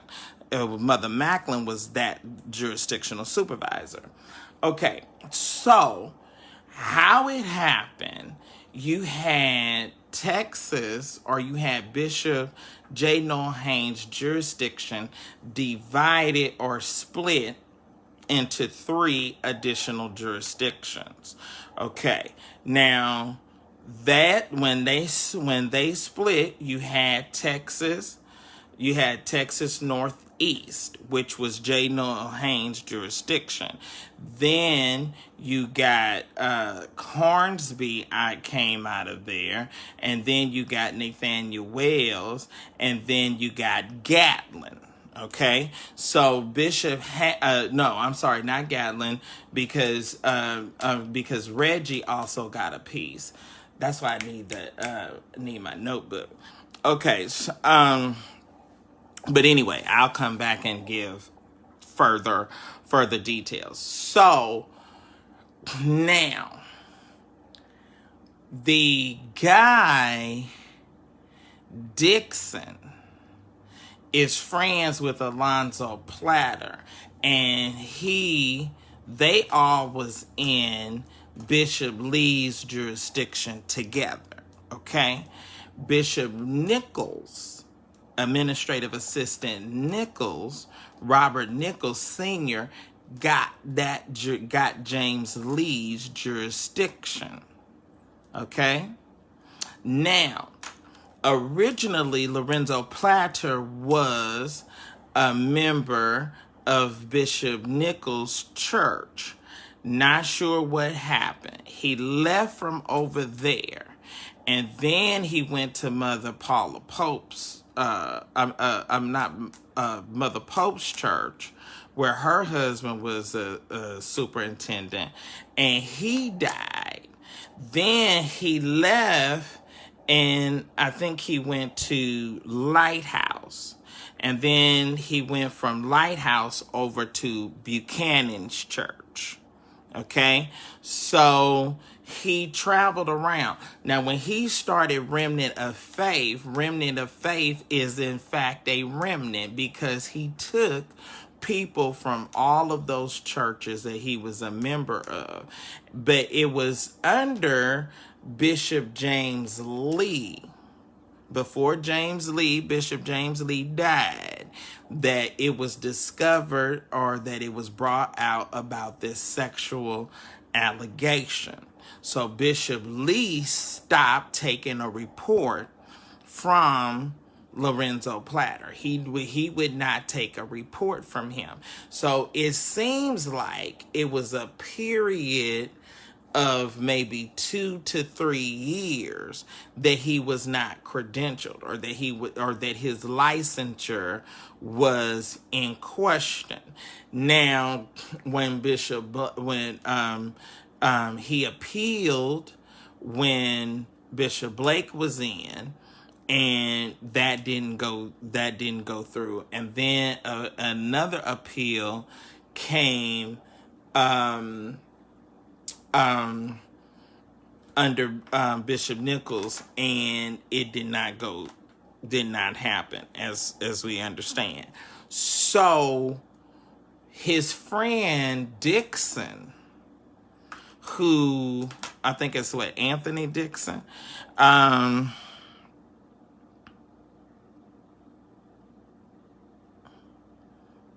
okay, so I'm sorry, Vincent Lewis.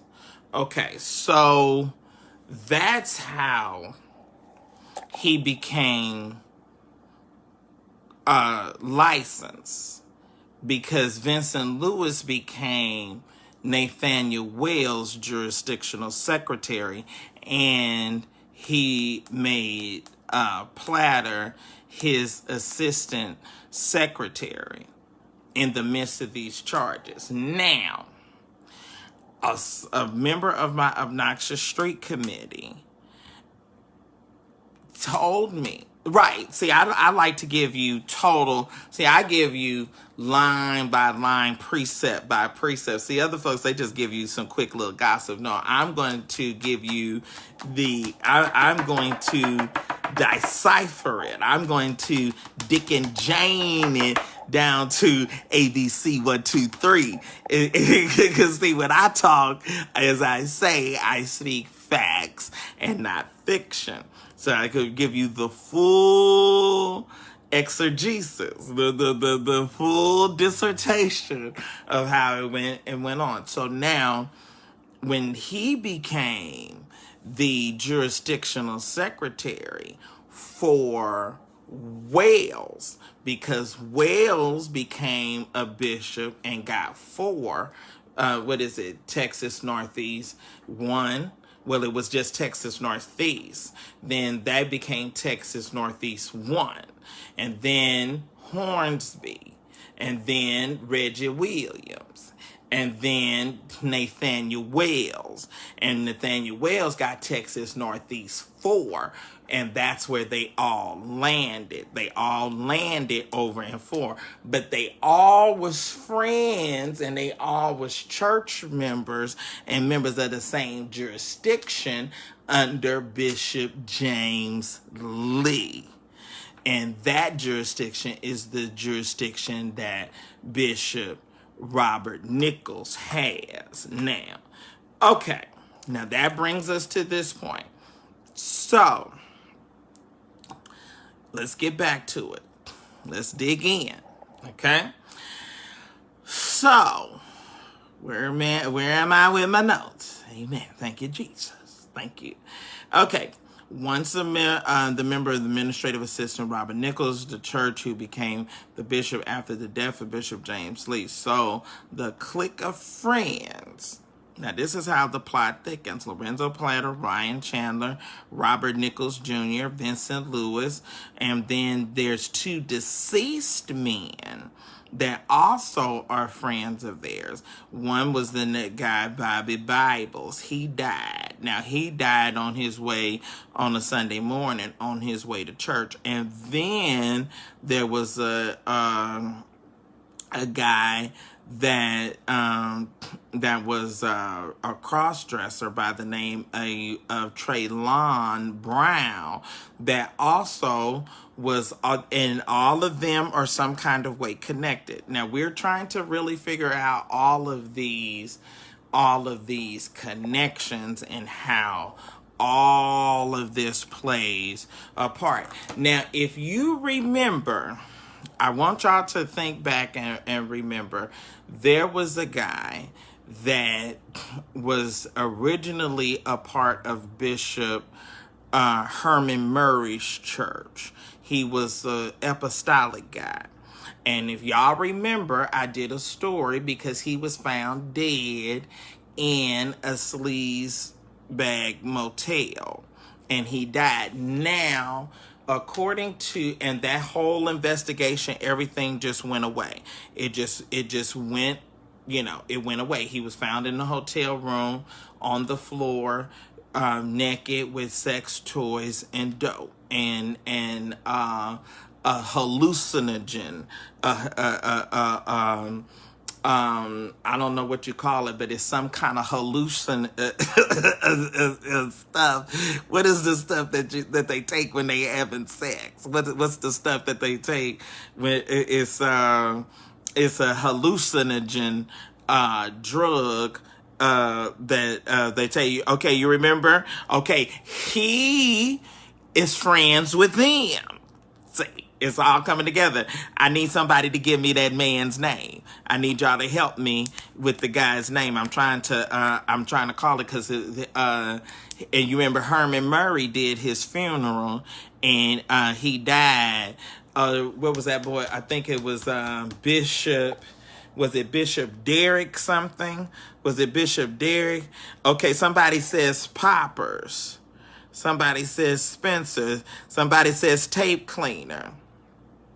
Okay, they said, wait a minute. They said, wait a minute. Okay, y'all, do we need to go do favors? Oh, thank you, Jesus. Thank you, Holy Ghost. Thank you, kind spirit. Oh, we gonna walk this thing. Now, all of them is coming together. All of them is in a clique right together. Derek Favors. See, it was 4 of the men, according to the man, the Indian man that owned that hotel. It was 4 of the men in that room with Favors. They went and they was having a sexual twist. And Favors could have lived, but when he went to spazzing out or what have you from all of the drugs and that I don't know what it is, but it's some kind of hallucinogen that I don't know if they was doing meth too, but it's some kind of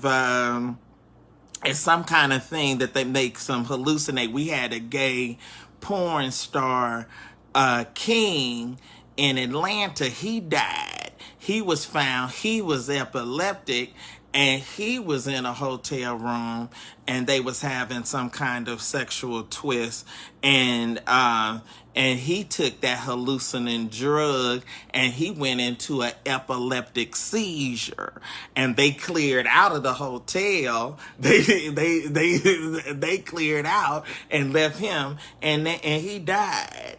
And that's the same way that they did with Bishop Favors. We thank God his wife, I guess, is continuing his work. And because, see, now this is the thing. This is the thing that y'all have to be careful about. See, this is what you call God bringing you to an open shame. See, this, when you don't get the lesson on your own and you keep going on and you keep going on and you keep going on and you want to preach and you want to sit up in the pulpit, but then you want to run around and go and be at sex parties and you want to pay escorts $250 and be generous, and then you want to do hallucinating drugs and stuff while you having sex. And then then the cover comes off. Then you pull back the cover, and then you expose, and then it's something wrong with everybody else for talking about it instead of it being something wrong with you. Why didn't you stop? Why didn't you get yourself together? Why didn't you understand, if I keep on going on like this, something's gonna happen? If I keep going on, and see, the thing about it is, people are not, some stuff you gotta have to take on the chin, because then if you call the police, then you're not gonna be able to explain it away. You're not going to be able to explain to the police what happened. We just saw that with Andrew Gillum. He wasn't able to explain. Y'all, I've been on here too long. I've been too long. The hour as far as me, I've been on here 2 hours. I got to go. I'm not done. I'm just going to stop. I'm just going to stop because there's more to it. It's more to it. It's more names and more information, but it's all coming together. It is all coming together. And where there's a little bit information, more and more. They keep on. Deborah say they don't like this kind of teaching. What are they saying? They saying, oh God, get mad when you listen to Mary. I love Mary. And Dewan said, and that's why I said he should have kept his mouth closed, because now the floodgate, yes, the floodgate has come in. They said part 2 tomorrow. I'm telling you, listen, it has been too much, but that's how all of this is coming together, and you know, different names keep popping up, you know, and this one knew this one, and this one knew this one, and this one they interconnected over here, and interconnected, and you know, in different ways, and they all are friends and they all know each other. So it's interesting. But we posted a little bit. We posted the picture. You see Remnant of Faith payment from Remnant of Faith. They replied, I think it said to R. His name is only R in the phone. So that's nice code words for, you know, so you wouldn't know, you know, who is R, who is that, you know, that's code for, so that way it's just R in the phone. So if your wife saw that, or if somebody else saw that, who is R? You don't know if R is a man, you don't know if R is a woman, you know, so that was covering his tracks. And then it was some kind of sex app picture or message from one of those things. So this is really just getting deep. It is really getting deep. There's some other names. Nichols' name keeps popping up. And then it's some monk man, Tony Monk, strong hands, that name keeps popping up. So all of these names just keep creeping up. And every time you think you come into a close, then it comes back. And then the member of my Obnoxious Street Committee that brought, I mean, I just have every document. I even got the handprints. Ooh, my folks is good. They good. When I tell you that they good, they good. Oh, yes, they is. Oh, yes, they is. And I ain't backing up and I ain't backing down. I'm gonna get to the bottom. I'm gonna get to the bottom of it. They said he was on here. Was Ryan on here earlier? They said he was on here. So bless his heart. But anyway, so that's it. Y'all have been watching Obnoxious Television, Sunday Night Live with Sir William, all that good stuff. And we'll be coming back. We got more and more and more. And before I take it back, I'm going to add more to it. Yes, sir. Yes, sir. Any questions or any comments before we have our benediction and before I ask for everyone to rest on their feet? Do we have any first time or new visitors tonight? And even any first time or new visitors? Was this your first Sunday Night Live with Sir William? All my first time visitors, would you please stand and tell us where you're from? I need you to stand. I need you to move. When I say something, when I move, I want you to move. I want you to respond. Come on here. Come on here, Paul. Tell the folks that they need to say who, if they a first-time visitor, if this is the first time here. We want to hear from you. I want to acknowledge all my first-time people and tell where they from. Billy Booker, you're late. You're late, Billy. You're late. And you know better than to getting here late. I need you to cash at me. You're fine. KT Hinder, you're late. You're late. Pay your fine.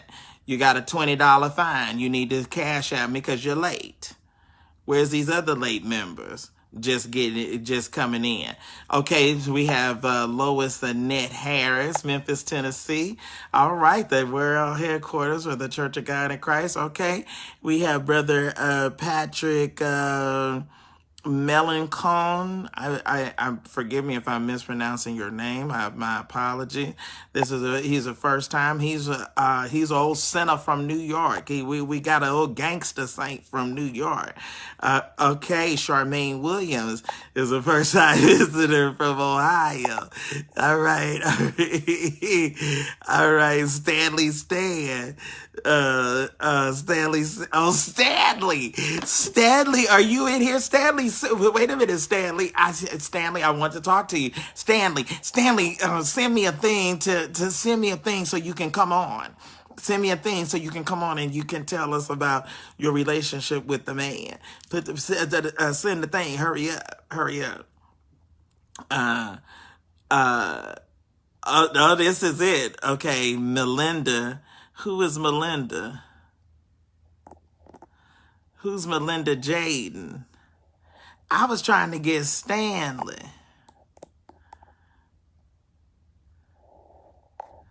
I'm trying to get Stanley. Stanley, send the thing, boy. Stanley says, let Riot in. Stanley, how are you on here? Stanley, you in jail. How are you on Facebook in jail? You in Dallas County. Texas, they said extend the right hand, the fellow. Yes. I'm trying to figure out how can we add Stanley on here. Let me see. Your viewers guest request. Okay. All right.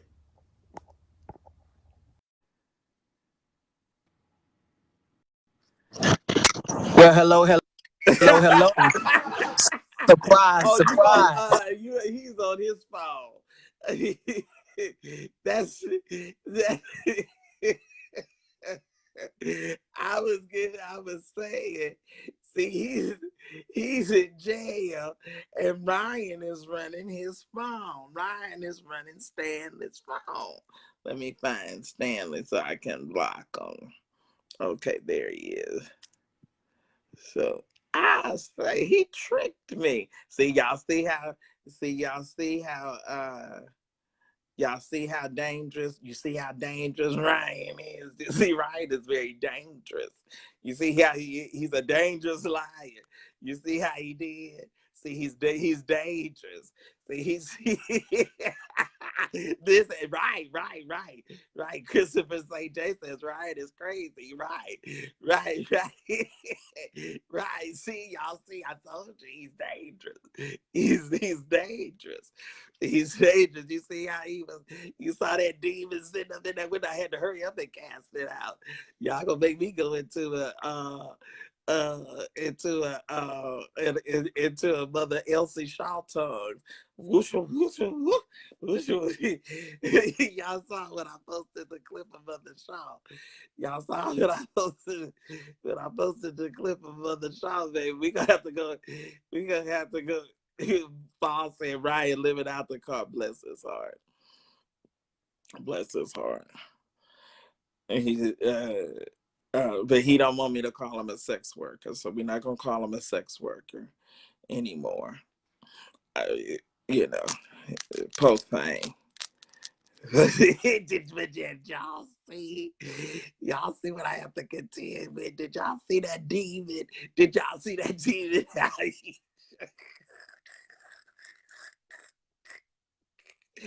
That howl from hell jumped up in that corner. We had to hurry up and cast it out. To no, we don't want him to talk. Mm-mm. He chose to talk on another platform. He can go over there and say what he needs to say. Mm-hmm. Okay, hush, sir. You're crazy talking about her. Right. See, I love woof, woof, woof, woof. But baby, let me tell you something. With Mother Elsie Shaw, when she went into tongues and prophesied, Mother Elsie Shaw prophesied 9/11. Believe it or not. Mother Elsie Shaw prophesied stuff that didn't come to pass until even after her death. She was bad. I know a lot of people didn't understand what she was, how she was travailing, but she was something else. Listen, they say Ryan is crazy. Yes, website is coming very soon. Very soon. Oh my gosh, it's so hot. It is so hot. So hot. And I got to tell y'all all of the story about that. I got to tell y'all about all of that. I got to tell y'all all about New York and Connecticut, what really happened at Peggy Mo's funeral. It's just so much I got to tell y'all. Okay. All right, y'all. I love you and appreciate you. I hope everyone that thought of not robbery to send a little love and donation. We might come back tomorrow.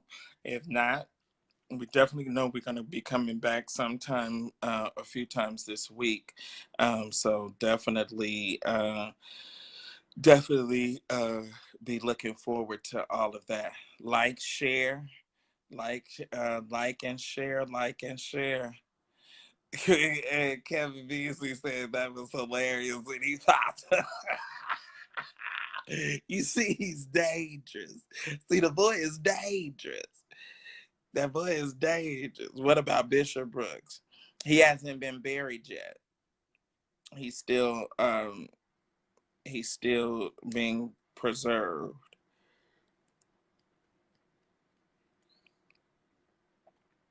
Okay. All right, y'all. All right. Okay. He said I'm weak.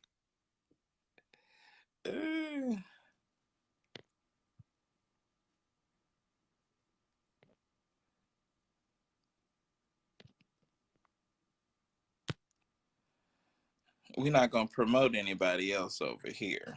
You don't do that. I don't promote myself on nobody else's platform. You will not promote anybody else on mine. Okay. All right. All right. Love everybody. Thanks. Like and share. Like and share.